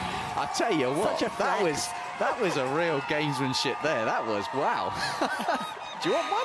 I mean, surely that's a little bit of mind game, saying, I feel so good. At 1 hour, 55 minutes, I'm going to offer some of my toughest competition here in a marathon a sip of my drink, but clearly feeling confident if she's at the front. And Sebastian Sawe at 1 hour 25 into this race, he's pushed, and you said it, Chris, you weren't expecting the real injection of pace we saw at 30 kilometres last year, that late move, the real change of pace, and perhaps more of a squeeze from Sebastian Sawe. They are just coming up to 30 kilometres, so 4:33, 4:42. So, you know, again, we've got to take in the terrain, the undulation here on the streets of London. Still a hot pace for these athletes. They are coming up on the 35-kilometre point. Sawe has gone earlier. Kejelcha has gone with him. Yomif Kejelcha in uncharted territory. We know he's a great half marathon runner. He did hold that world record, and he ran in Valencia this year, and there were windy conditions there for Kejelcha, and he ran at 58 minutes. It wasn't a lifetime best, it wasn't a world record. And he was asked about that world record of Jacob Kiplimo, and he made some tasty comments, sort of saying he does think he's comparable to Jacob Kiplimo over the half marathon distance. Kiplimo ran a world record last year. It was disallowed. He was deemed to be drafting off the lead vehicle. He did better that mark. He did get a world record again this year. But Kiplimo has had to, that's a big effort from Jacob Kiplimo, the athlete who's in 3rd place at the moment. It's almost like he missed this break from Sawe. Kejelcha didn't, and Kiplimo is chasing hard. And if he doesn't catch a bit of a break here, if he gets to Sawe and Kejelcha and they settle at all, he's going to recover. If they continue to push, this is a really tough moment for Jacob Kiplimo. Yeah, I was watching, and I didn't think Kiplimo necessarily wanted that gap to be there or physically needed it to be there. So I'm not sure what happened. I did miss that, not looking at the stream. But I'll tell you one thing, Sawe won't care at all what the athletes are doing behind. He's in his own little world right now, and he's going to be running to his own heartbeat and his own ambitions. And whether Kiplimo's on the back or not, he's not going to matter one jot. But Kejelcha, my only nervousness is for Kejelcha, he's a track runner. All he knows is sitting at the front and being on the shoulder of the leader, and he's got to listen to his marathon brain as well. Now, and he's taking those arm sleeves off, that does tell us a little bit that he is having to work, he is having to concentrate, and he's got a half an hour of entering a zone that he won't have gone into before. So he has got to think a little bit about playing the long game and not hopefully hit the wall. Well, just a quick note, as the leaders go through 19 miles, the chase pack, the second pack, featuring Amanal Petros, the silver medalist from the World Championships. They are moving at 2:02.30 pace. And if Amanal Petros can hold that to the end, he would take a whopping minute off the European record. So Petros moving well alongside the likes of Joshua Chepkowski, Kamora, Lasoy, Gabina, they're all operating around about 2:02.5. Lead Brits, Patrick Diva, Mohamed, Jack Rowe, and Philip Sessman, Twelde Menges, Wayne Gebrselassie, a huge group of British men all operating at 2:06.21 pace. It's brilliant. They've all got each other there fighting for a British title. And Peter Lynch of Ireland in with Peter Lynch on 2:06.21 could challenge the Irish record, and there they are. What a pack of talented men locked together here at this stage of London Marathon. Some of the crowd down there will know what they're looking at. Some of them will just think, oh, let's just clap around this next group that are coming through. But the strength in depth of British men's marathon running is fantastic at the moment. We haven't got Emil Karesin here. Alex Yee pace-made this group all the way to 25 kilometres, and he's left these men locked together. The bragging rights, you want to be the top Brit, you want to be the fastest. And the graphic here is just on Amanal Petros. The German athlete is in the next group up, and we're hoping he's going to challenge that European record. This is the lead Brits. I think they've got a single pacemaker still at the front there. And that's Phil Sessman just trying to hold on to Peter Lynch, who's on that Irish record life there, to be in contention with Patrick Diva, Mohamed for a British title. We're looking at around 15 minutes left of this, and that matters because, again, at this stage, you're looking at the clock of time that's left rather than distance. You're just trying to gauge that effort, and we're getting some of the past results of last year. Tigges won in 2 hours 15:50, which was and still is a women's only world record. Perez Chepchicha 2:16.16. You can see they're inside all those times at the moment, and Helen does look like she's happy to kind of just get into her own pace here and push, and she will be testing. This weaving suggests to me that she's not full throttle. She's not got her head fully in the game of pushing out and trying to get away from these athletes. She's just moving to the side to say, look, and it has dropped a little bit to 5:24, 5:28, 5:24. To me, that is a real significant sign that they're building up towards potentially a quick last mile. Well, it was the next mile. It was mile 24 last year, where Tigist Assefa pulled away with a 5:03 mile. It was really, really quick at that stage. So Assefa, she might have happy memories of making a move like that. She might just be biding her time. We've mentioned throughout this race that Abiri, we weren't expecting to see her at the front. I think the fact that she's there means she's feeling very good. And it's a mental battle with yourself. You know, do you need to tuck in, relax and zone out? Chepkowski perhaps just thinking, I've got one big move left in me. Let's wait and see what Assefa does. Let's wait and see what Abiri does. And Abiri, perhaps, sometimes you want to put the pressure on those around you.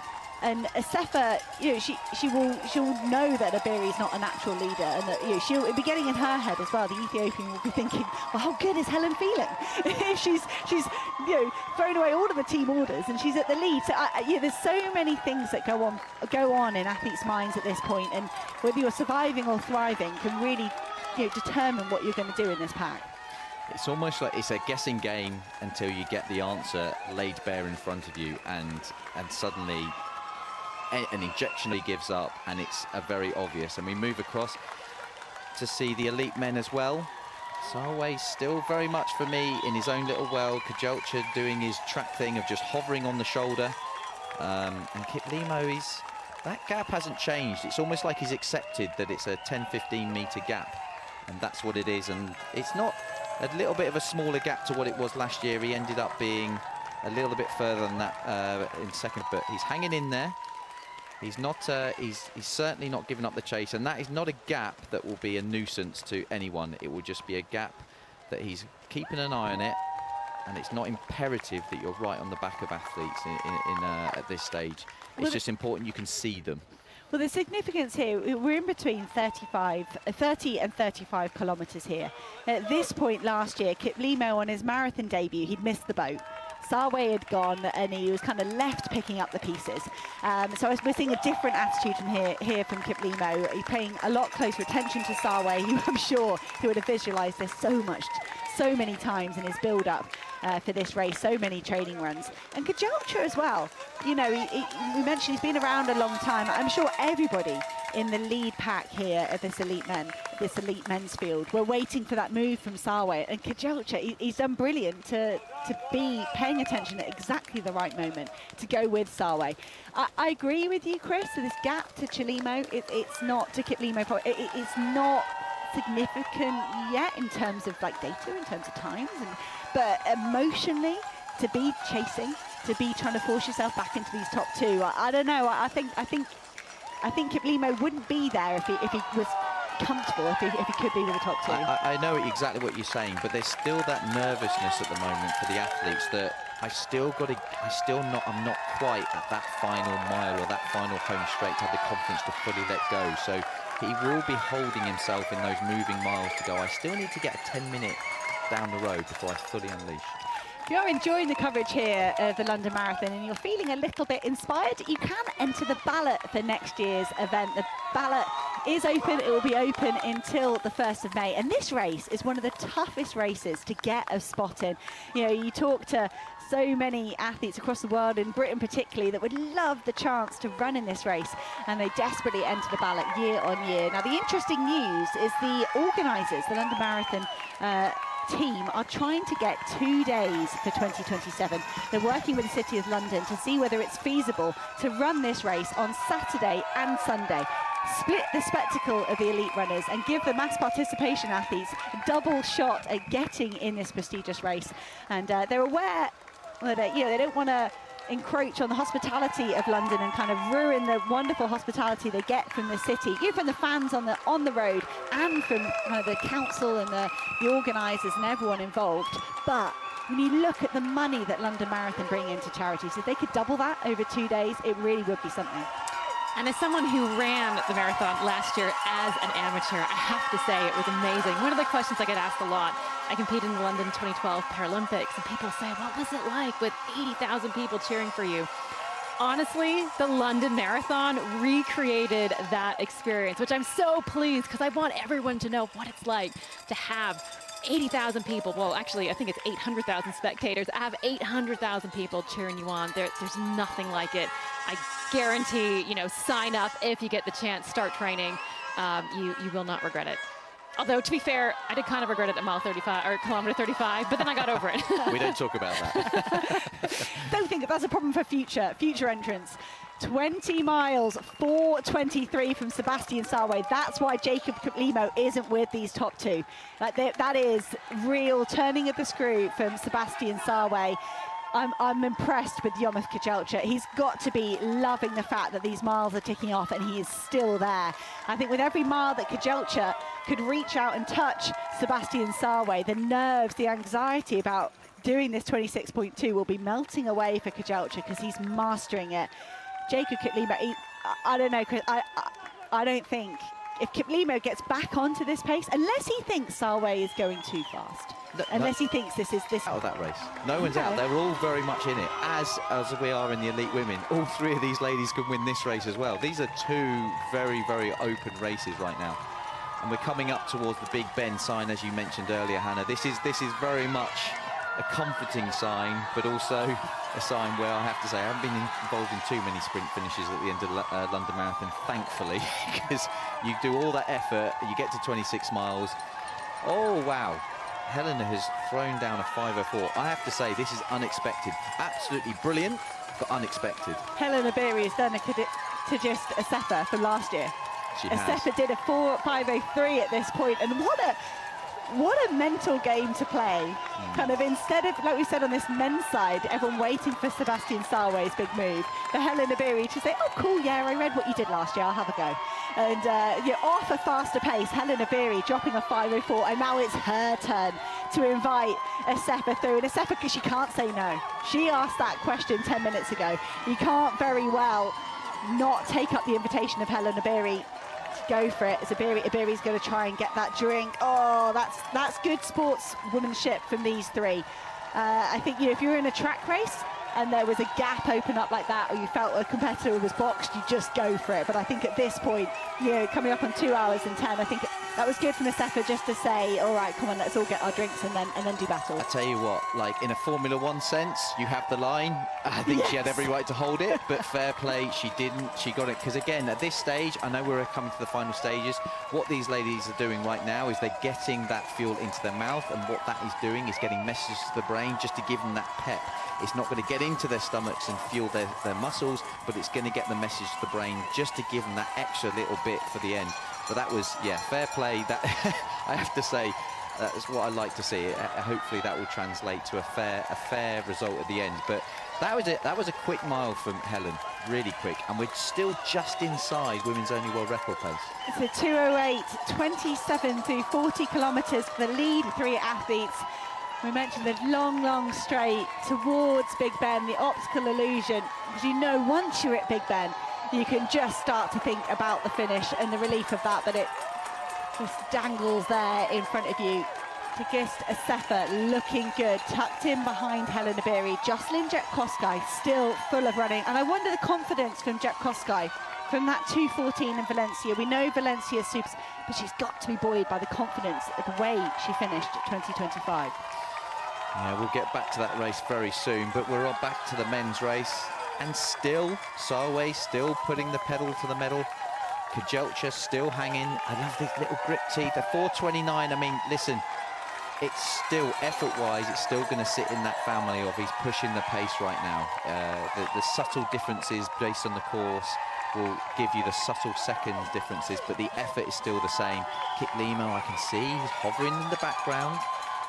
He's very much like that as a runner, isn't he? He's very much like a hoverer, for lack of a better language. But he's still there. That gap is still very much doable. It's still very much catchable. And again, the longer he can stay there, the closer he'll get to the finish. He'll have the confidence to put that injection to close them down. But he's drifting for the bottles. Sawe, Kejelcha, are they going to go for that bottle, or are they just going to let it go? They're going to let it go. So yeah, Kejelcha lurking.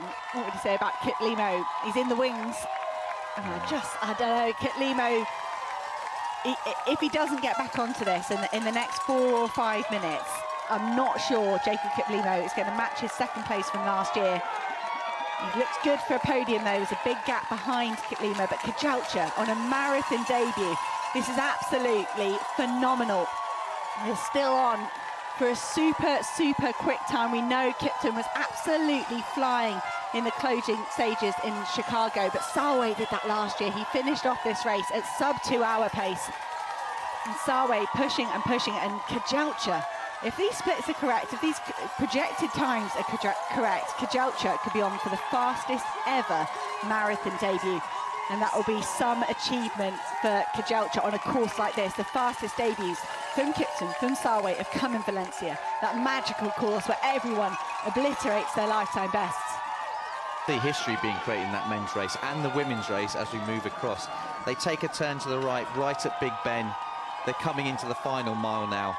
This is gonna get very, very interesting very, very quickly. This is, for me, was always a bit of a nuisance just to get down, to get onto the mile. But at the same time, the comfort to know that you are going to start seeing the signs that says 800 meters to go, 400 meters to go. But they need to concentrate. This is the part where you need to concentrate, because little things matter and your body is on the edge. You don't want to over-surge, over-move, a little sideways movement, because you don't want to start to create a little bit of cramp somewhere in the body. So they need to concentrate, because every decision they make between now and the finish matters. Helen's at the front, she's punching the air, she's rocking and rolling as we talk, but it's no different to how she looked at the start. That is just how she moves. Asefa, 5:48, so they have significantly slowed and they're building up to a bit of a finish. We need to see if the women's only course record is, world record is still on course, but the fact is the winner is still up for grabs. At 5:48, we know there's a bit of an incline as you come up sort of off the embankment towards this corner, towards Big Ben, but at 5:48 for me, a significant slowing. I wonder if it's just starting to get tactical. Abiri was asking Asefa to come through to pick up the pace. Asefa at this point last year was out on the streets all on her own. She's not today. We've got a three-woman battle as they approach St James's Park. You're right, Chris. Mentally, physically, tactically, emotionally, these women have got to measure their effort perfectly. They do. And I'm looking at the faces right now. They are still inside women's only world record, the record that was set by Tigges last year. Helen's putting a little bit of a surge. You look at the faces, and Asefa, she looks calm, she looks relaxed, but don't let looks be deceiving. They're all very much in this. They're all very much battling to the end. And Helen's pumping, her fist forward, help getting that extra body movement forward from her upper body. It's very, very deceptive, very, very efficient, very, very powerful. And we're coming up to a right turn and another right turn, and they will see the finish. Are we going to see a three-way battle? Could we see one of the smallest winning margins we've seen in London Marathon history? We've had some tremendous sprint finishes in major marathons, particularly on the men's side. When you think back to the World Championships, though, on the women's side, Tigges Asefa came out on the wrong side of that sprint finish. She came out on the wrong side of the sprint finish at the Olympic Games. Asefa was dominant last year. She's not going to dominate this year. What a treat to have three women side by side. Could we see a women's only world record? Surely the winner is going to be credited with that, but who is going to take the win? Don't put me on the spot like that. I'm looking at it and I can't pick it, because this is deceptive. I think Jocelyn is looking a little bit like she's starting to peel off the back. Helen's looking at her watch at this point. They are subtly winding and winding and winding them up. They are slowly loosening that tap, letting more water come out. But this is going to be tight. And there is a small gap starting to appear from Tigges. This is a move. This is a genuine move. And she's started pumping her arms. Helen needs to react, and quickly. This race has been phenomenal from the elite women. Three women locked in a battle until the very closing stages. Tigges Asefa has been patient. Her tactics have been brilliant. She was responsible for keeping that pace on at around about the halfway point of this race. Asefa, she used to hold the world record. She's been on the podium of so many big marathons. It was a win last year in 2025. She decimated the field in the closing stages. This year, Tigges Asefa had a tough task on her hands.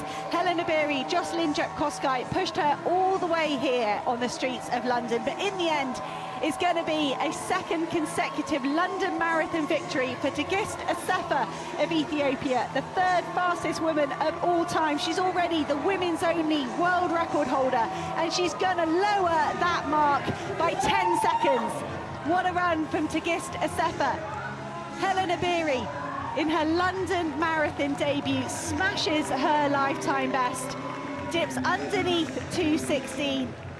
And Jocelyn Jepkosgei makes it 5 consecutive podium finishes at this race.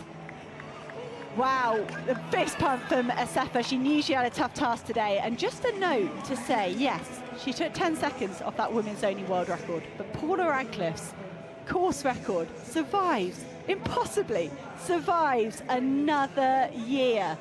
I think the racing got the better of these athletes as they went into the penultimate mile there. Look at the emotion from Masefa. There was that 5:03 from Helen Iberi. She had a go at breaking everyone, and then they just slowed down. They looked at each other. A brilliant podium and a wonderful, calm, composed win for Masefa. Yeah, what a performance from all three ladies. They absolutely took to the roads of London and gave it an absolute pelting. For so long they were operating at 2:12, 2:13 pace.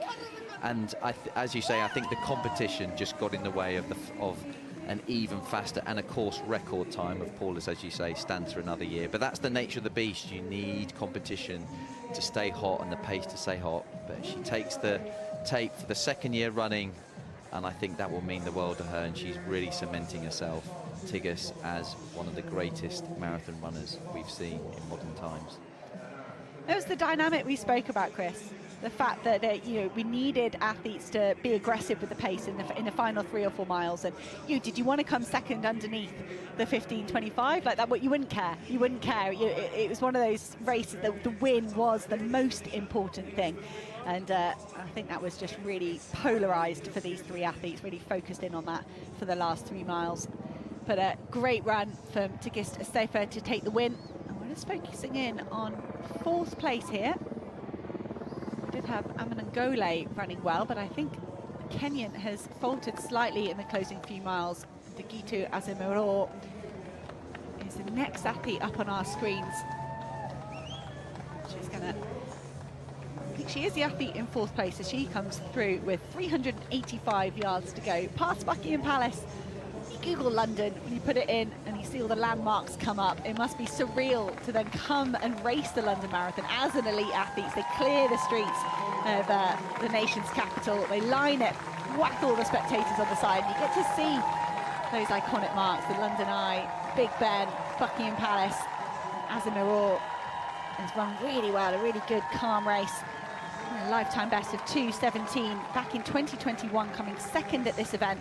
And she didn't really run another marathon for another 3 years after that. Azemiro looked poised to have a fantastic career in marathoning, and it's just had to take a bit of a hit in the last few years.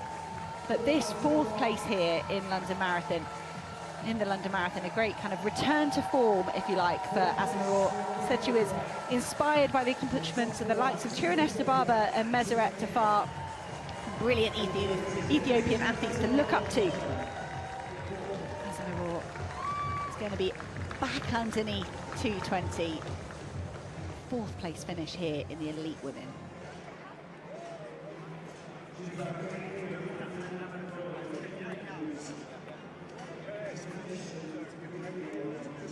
Just showing the effort of the full marathon distance here. Those 3 are up on their feet. There's a lot of emotion kind of going on with the support staff, if you like, the agents, the coaches, the family across the line here. And I don't know, Chris, as we look back just briefly on this race, Helen Iberi, that 5:04 at 24 miles, was that the wrong call?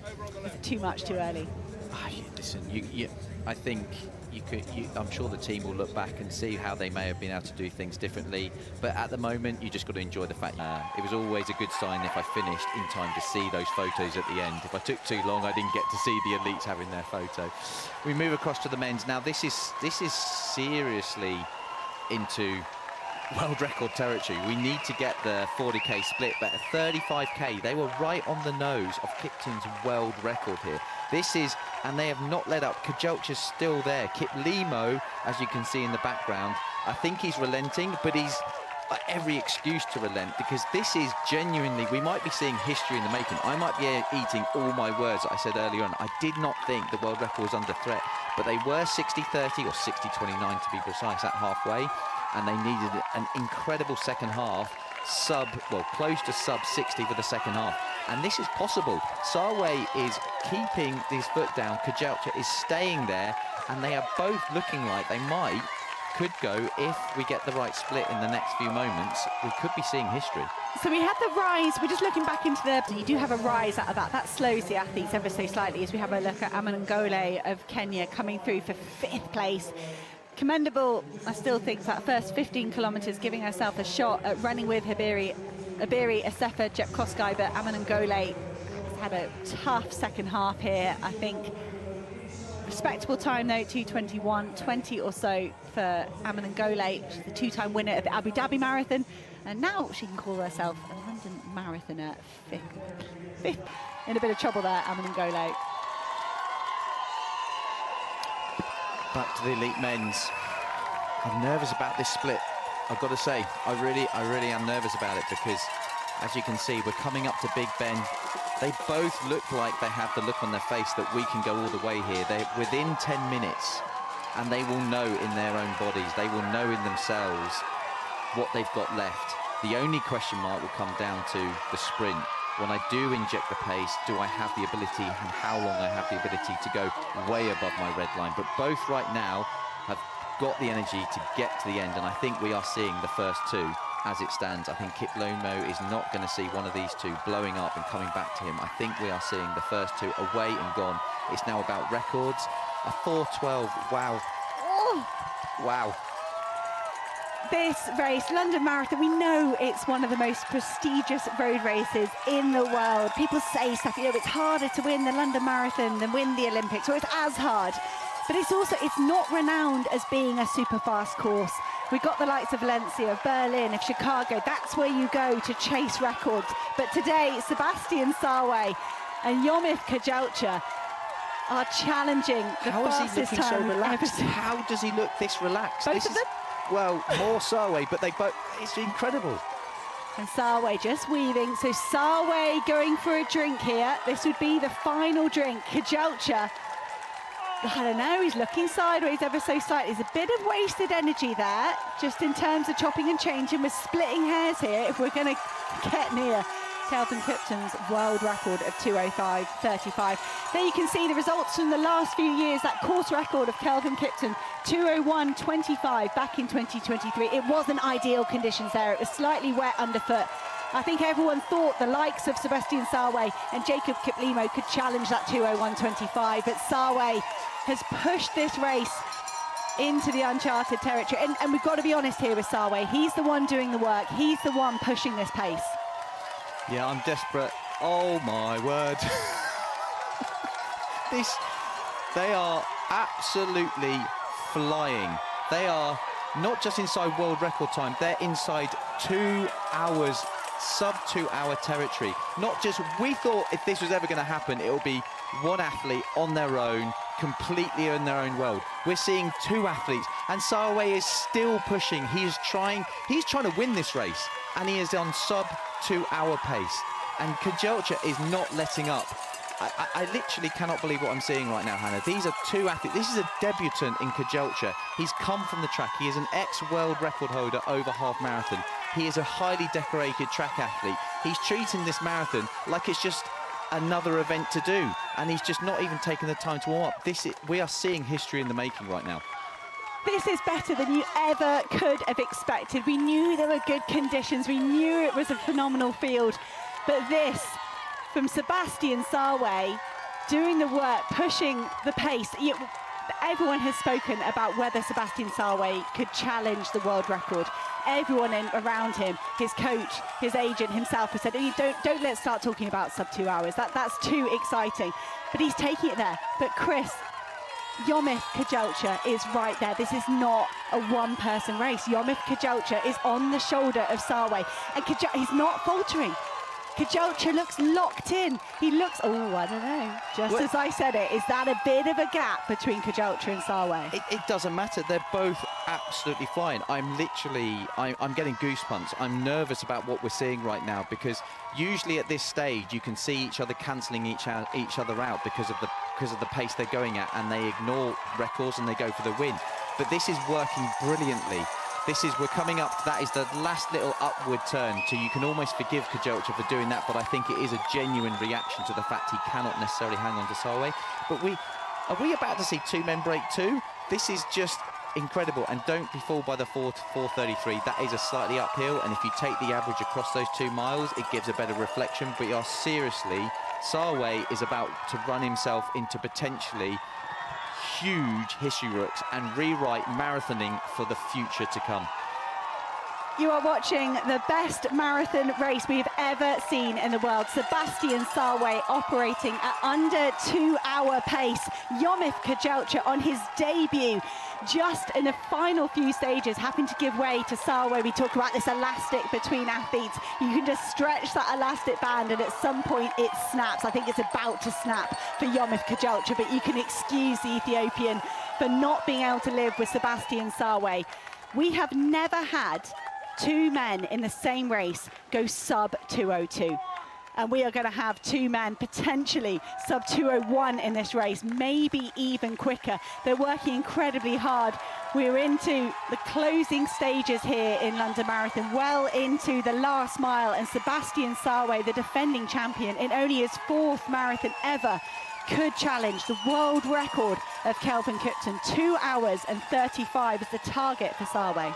I think the world records are given here. The question is 2 hours. I'm desperately looking for the side of the road for the 800 meters to go, because if we can see that anytime now, we are definitely on for this, because 2.5 minutes is only 5-minute pace. I say only like it's just a walk in the park, but these guys are operating, and he is full on going for this. At the 40k marker, he was inside. He had a good 7-second margin. This is going to be really, really tight. This is no longer about the world record. This is about sub 2. This is, in a race situation, the thing we've been talking about. Can it happen?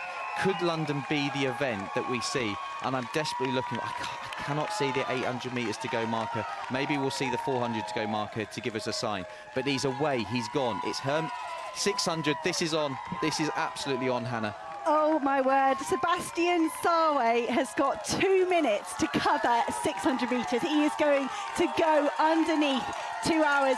Remember all the effort, all the science, all the calculations that went into Eliud Kipchoge and those sub 2 challenges, the Breaking 2 project. They poured everything into that. Pacemakers, science, nutrition. It wasn't a legal race. They had to do things with pacemakers that you're not allowed to do. But Sawe here in a real race, a world marathon major. He had pacemakers till around about halfway. But this from Sebastian Sawe is absolutely brilliant. There was talk of the course record 2:01.25 by Kelvin Kiptum back in 2023. That has been decimated. The world record of Kelvin Kiptum, 2 hours 35 seconds. Everyone looked to Kiptum to see, could he do a legal sub 2? Unfortunately, the Kenyan athlete, his tragic death in 2023 left us wondering, was anyone going to ever break 2 hours in a true run race? And today, Sebastian Sawe has taken London Marathon by the scruff of the neck, and he has sprinted away from a world-class field. It's Sawe versus the clock. He's going to do it. We are going to see a legal sub 2 hour marathon to Sebastian Sawe. It's the world record by nearly a minute. Wow. And just behind him, Yomif Kejelcha. Can we possibly see him under 2 hours? It's going to be mighty close. It is sub 2 hours for Yomif Kejelcha. That is the fastest debut ever. I mean, that doesn't matter. It's the second fastest time ever. I don't care. He finished second. He's broken 2 and finished second. What have we just witnessed? I'm absolutely speechless. I want to see if Kiplimo finishes inside Kipton's world record. Hopefully we'll pan back and see that. But we've just seen 2 men break 2 hours. Kiplimo coming through now. Hopefully he's got a chance to break the old world record here. This race has lived up to everything and more. Kiplimo's got to be left scratching his head. He's run a world record, what would have been a world record a minute ago, and he's come in 3rd place. He's got to be looking at that watch saying, is this right? That was phenomenal. And there's a story, there's a narrative to this that we haven't spoken through today about Sebastian Sawe and his training group inviting extra scrutiny, extra anti-doping testing, because they knew that he was a special talent. They knew he could do amazing things, and they wanted to invite that scrutiny, that anti-doping testing into their camp, so that when a performance like this happened, fans, the media, the spectators, everyone could believe in what they were seeing. And that from Sebastian Sawe, it is unbelievable. because it's so breathtaking. And what on earth could he have run in Berlin back in September in that hot weather? We knew he was on for something special, but I never would have predicted something as fast as that. Just a poor note, but we're going to rewrite all the record books on the fastest time you see from athletes not winning. And Amos Kipruto, the winner back in 2022, 2:01:35. You know, I said we've never had two men under sub-2 in a single race. That's 4. What's the saying? You wait for one bus and they all come at once. Isn't the saying you wait for a London bus? I think it is specifically a London bus. But to put this in perspective, we saw, as in your words, we saw almost a science experiment to see if we could, the best brains and the best athlete and the best technology to help an athlete break 2 hours. That was 1:59:40. For a lot of people, we felt it matters it happens in a race environment because there are a lot more things you have to overcome to make that happen. And Sawe's beaten that. It's not just he's nipped inside, he's smashed it. I'm absolutely speechless. And to have 2, I mean, I have to eat my words. At halfway, I just didn't think this was on the cards. We said the weather was good, but we had the athletes, and I'm assuming Sawe's training preparation went a lot better than they were letting on, shall we say, in the press conference. Great effort here from Tamarit Tola. It was more than a great effort. He's going to lift himself up into 5th place. I think Teresa Galata was in 5th at 40k. Tamarit Tola is just pushing himself. I think he could be on for a new lifetime best here. Tola, his current best 2:03:39. And again, the rest of these men, they've got to be left scratching their heads. Yeah, you go through months of preparation. There we go, 2:03, just underneath. So it is a new lifetime best for Tola, but you've got to think, can I do anything to find an extra 3.5 minutes? And there's congratulates his training partner, Kejelcha. Now, just a nod on the rest of the field. We are on a look for the European record of Bashir Abdi. That stands at 2:03:36. Amanal Petros did look like he could be on to beat that. That's not Petros. I think that's Adisa Gabino or Dorisa Galetta. So I think Bashir Abdi's mark is going to survive another day. The Belgian athlete had a go at breaking his own record in Rotterdam and just faltered, so I think he'll be relieved perhaps that it hasn't gone today. Do you not think that, though, is just such an advert for the power of competition?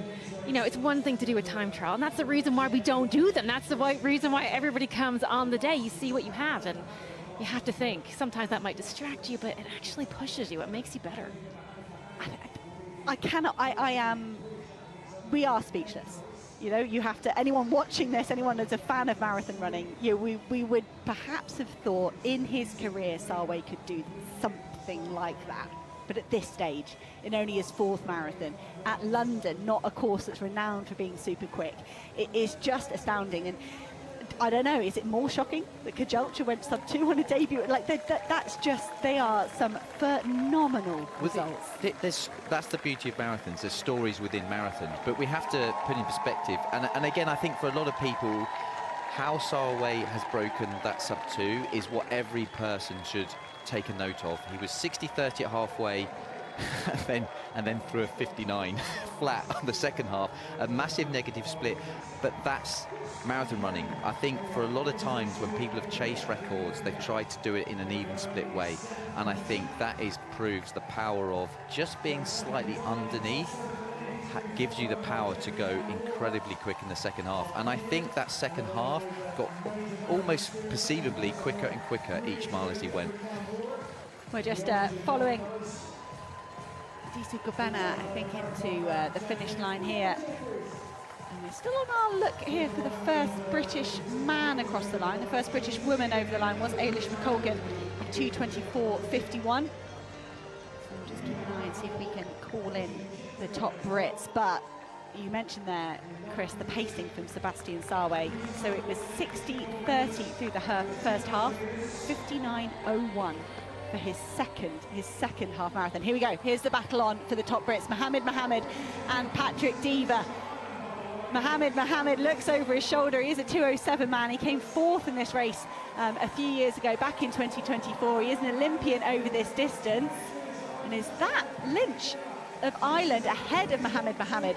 So Peter Lynch could be winning the battle of this group. Mohamed could be on his way to a British title in London Marathon. That's an Irish record for Lynch.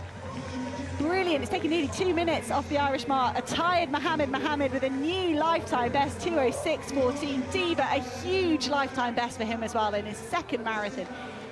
2:06.18, rewriting the British all-time marks. They'll share a bit of a handshake there. So Yi was second all-time, 2:06.38 coming into this race. And they've just gone faster than that. Jack Rowe having an absolute stormer here. He's tired. He's very, very tired, but Jack Rowe is still on for a lifetime best. So just a note on the athletes we saw across the line. Peter Lynch of Ireland, the former national record holder, has lowered the mark. Fergal Curtin went 2:07.54 in Korea. And now, thanks to Peter Lynch, that national record is back in his hands at 2:06.08. Mohamed, second fastest Brit of all time. 2:06.14. Diva goes third fastest of all time. So Mo Farah's British record survives another race. But the number of men we're going to have underneath 2:10 today is poor. Jack Rowe, just his second marathon ever, 2:12 on his debut in Valencia. A great run at the New York half the other day. And this is it. This is a brilliant run, but he's hugging the railing. Yeah. That's what happens. I know where he's at, but it's a great run. Massive PB. He went with the faster pace. I wasn't certain if he was going to. Fantastic lad. He's an Aldershot Farnham District runner. Got a great stable. Part of the Patrick Diva training group. 2:07. Huge run from him, and I'm sure he'll go away and see about moving that forward. But fantastic from Jack Rowe. But what a day here in this men's race. Of course, Tigista Sefa with that women's only world record, taking the win in the women's race. But their penultimate mile kind of put paid to massive kind of record breaking all the way down the field. It was a lonely race for a lot of the women. But this men's side, we saw that British men's pack a few moments ago, all working really, really well together. And the likes of Lynch winning that race, if you like, that pack in 6:08. Mohamed winning the British title. And Mohamed, Diva, Wayne Gabriselesi, all under 2:07. Jack Rowe, 2:07.47. And there is Amanal Petros. Had a go at the European record and has come unstuck here in the second half. He was on 2:02.5 pace, so lost 5 minutes. Be painful for Petros. And Sessman, 2:2:07s last year, and he's been just bumped down the UK all-time list significantly in this race. That's a real shame for Sessman. I think this race, in terms of course, the overall result, the phenomenal run from Sebastian Sawe, but the depth there for the British men as well. That would be the day Sessman would have loved to have been a bit higher up. I'm just thinking, I'm wondering how they're going to feel when they see what the winning time was. They've just been all part of history. We're seeing that is not the look of a man that looks like he has not got more in the tank. That was an incredibly well executed run, and I've got to hand it to him. Sawe, when Kejelcha went with him, you could have seen him maybe set back, and it's already, he's got the wording on the shoe. Has it been rounded up? Because I'm sure it said 1:59.29, but on the road, unfortunately, it always does get rounded up. But I think he's just sent shockwaves through the marathon world. And I think we're going to see a lot of athletes, coaches, going back and having a look at how do we deal with this, and how do we try and beat this athlete in Sawe now. Having a look back at Alfie Banthorpe, one of the British athletes debuting here in London, and we didn't get much of a chance today to talk about the work that London Marathon do for endurance running in Britain. They support from grassroots through to elites, and they really support their athletes. We saw a wonderful pace group around Eilish McColgan, who ended up being the top British finisher today. And these British men, they'll be looked after from the moment they sign up to the race until the moment they get to the finish line. This is Twelde Menges, another Brit, coming across. And I really enjoyed looking at the start list of these British men, and then watching, I'm sure the likes of Menges, the likes of Sessman and Manthorpe, they'll be left scratching their heads, knowing that the top Brit was 6:14 with Mohamed, 2:06.14. They would love to have been closer to that. But I think, strength and depth, that does raise the level overall, and these men have been a part of that strength, domestic strength. Menges just outside 2:10. Yeah, it's a real testament when you see depth in any nation when it comes to athletics, especially in any sport. you have those kind of athletes that lead the way, that help inspire athletes to get in the sport, but having that support from London Marathon and throughout the world, helping to create that depth, because when you have that depth, you can really start to help pull the athletes at the front to greater things. And as Alfie Manthorpe comes to the end here, running through, I'm sure he will be excited to get his first marathon under the belt, and whatever happens in a debut, you know you can go away. That's a very, very 2:11:30 debut. I don't know if he'll be happy with that. He should be, but I'm sure however he looks at it with his coach, he'll go away and think what more to come. That looks like the backwards cap of Jake Smith going around the corner towards the finish. Yes, Jake Smith.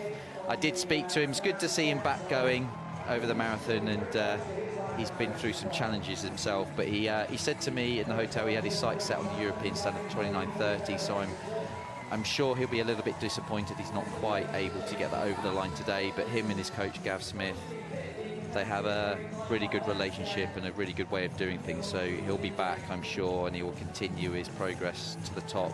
He is a 2:11 runner in a training setting, ironically, so he's not far outside that 2:12. Very good run, but I'm sure he will have hoped to have gone under the 2:10 for that standard at the European Champs, but he will be back with more. Andrew Fife could be troubling his lifetime best of 2:13:20 here. That's a great run from him, 45 seconds underneath his lifetime best. And that's a great day out for Fife. And as the 59,000 starters here, the record number of starters at the London Marathon, wiggle their way around the course, we're going to reflect on these elite results we've seen today.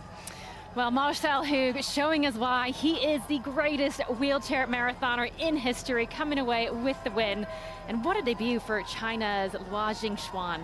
He tried his best to hang with Hug, ultimately got dropped, but that experience just building. 23-year-old, definitely one to watch, and David Weir.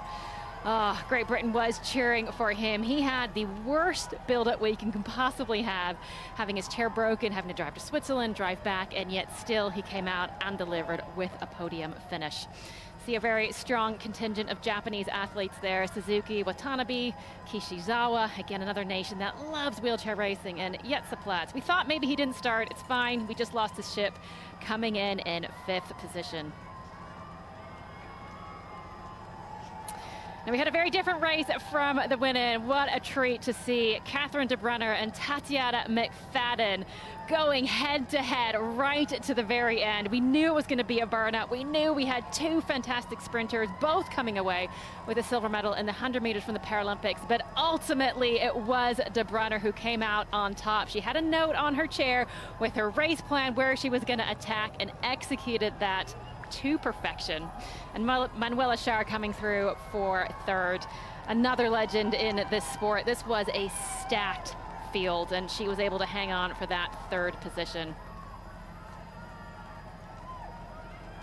It was a wonderful race on the elite women's side. Tigist Assefa defending the title she won here on the streets of London and lowering her own women's only world record to 2 hours 15:41. A huge personal best for Helen Obiri in her first pace-made marathon.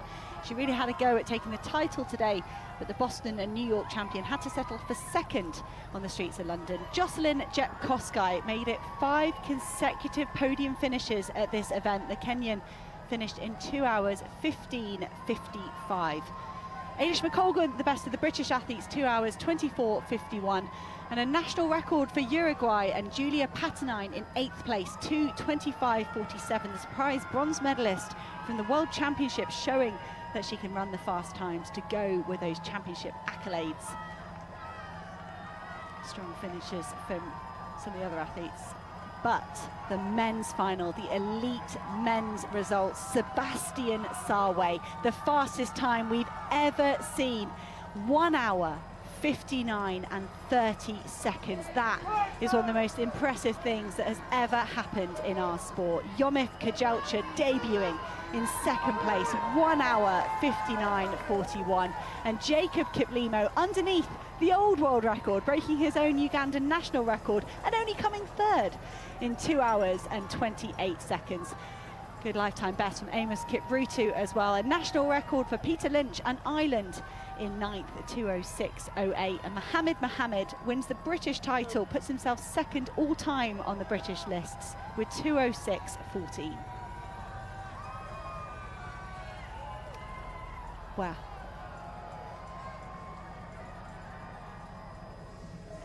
What a day it's been here. Sam Eglin comes in to finish his marathon in his Aldershot Farnham district best.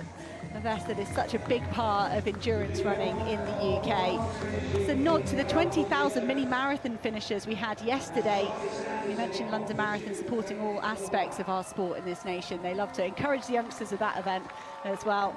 And I hope many of those athletes hung around to have a look at today. But well, Steph, let's start with you, because I think the highlight on the ambulance side is probably pretty obvious for myself and Chris. But when you look back on those wheelchair athletes, what impressed you the most?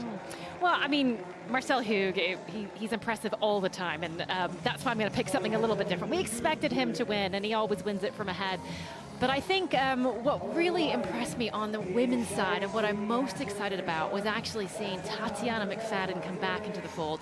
Yes, De Bruyne won. Yes, she had that tactical race. She knew how to sprint at the end. But the fact that we're seeing McFadden come back, she was dominant at this London Marathon from 2013 to 2016, winning it 4 times in a row. And, she's disappeared, not disappeared for a little bit, but not quite up to those levels anymore. But I mean, and you have to assume when you have something like LA 2028 on the horizon in your home country, she's eyeing that and she's thinking, right, I want to get back there. She's been brave. She's gone with a different chair. She's changed things up, and it's going to be exciting to see how that evolves in the next 2 years. Well, and when we woke up this morning, and you go through all the scenarios that you might see on the streets of London, and you hope for some close finishes. We got that in the wheelchair, in the women's race. We got that in the women's ambulant race. But Chris Thompson, as a former elite professional marathoner, I mean, that 1:59. I don't know if I can call myself elite in the past now, or based on what I've just seen.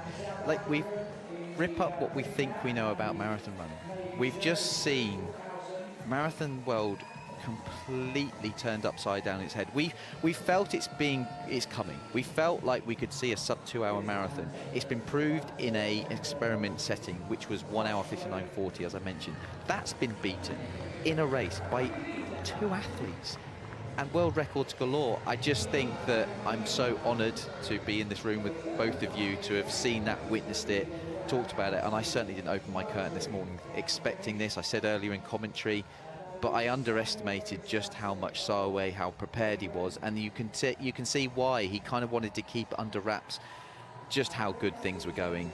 But I think we've just seen a real seismic shift, because it wasn't just a sub 2, it was over a minute improvement in the world record, the best we've ever seen. And it's going to be really interesting to see how marathon changes going forward, because that's going to set a benchmark that people are going to have to follow. And a quick word on Kejelcha. I mean, what a debut. I don't think a debut like that is going to be, that's going to be hard to repeat. I do wonder if Kejelcha's thinking, I should have gone to the marathon sooner before Sawe got ready. Because now he knows he can do it in his first one. He's probably thinking at home, I should have done this last year. But it's incredible. Ryan McLeod just coming in to finish the marathon. Great to see him having a go at that. Run to me, 2:20. The good runs here from some of the domestic athletes. And like you say, Chris, well, they have opened up their curtains as well. They would all have cared what Sawe was doing. All of these athletes, they live and breathe athletics. Anyone that's coming in under 3 hours, 3.5 hours, athletics is a big part of their life. And I just wonder if they'll have any idea what Sebastian Sawe did. And there will be ripples through the course, because the thing as well, and this is one of the beauties about this event, is no matter where you are in the course or whatever you're running, you're part of history.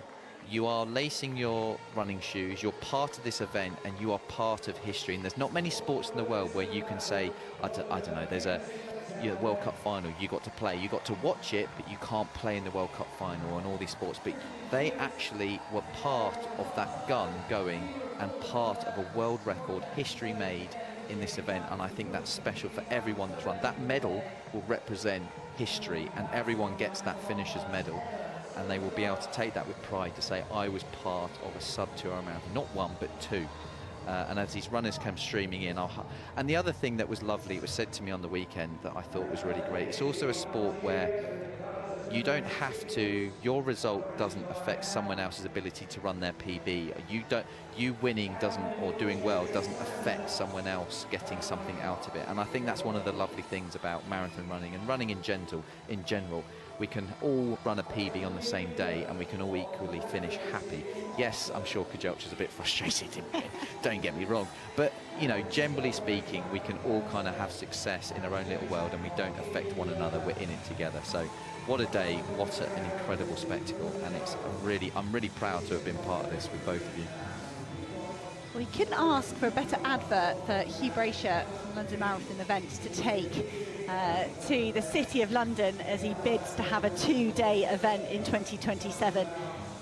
This is, as I've said, one of the most prestigious races in the world, but now it can add to that accolade the fact that it is the fastest race in the world. It's over 20 years since we've had a world record at the London Marathon. Khaled Kanuchi ran 2:05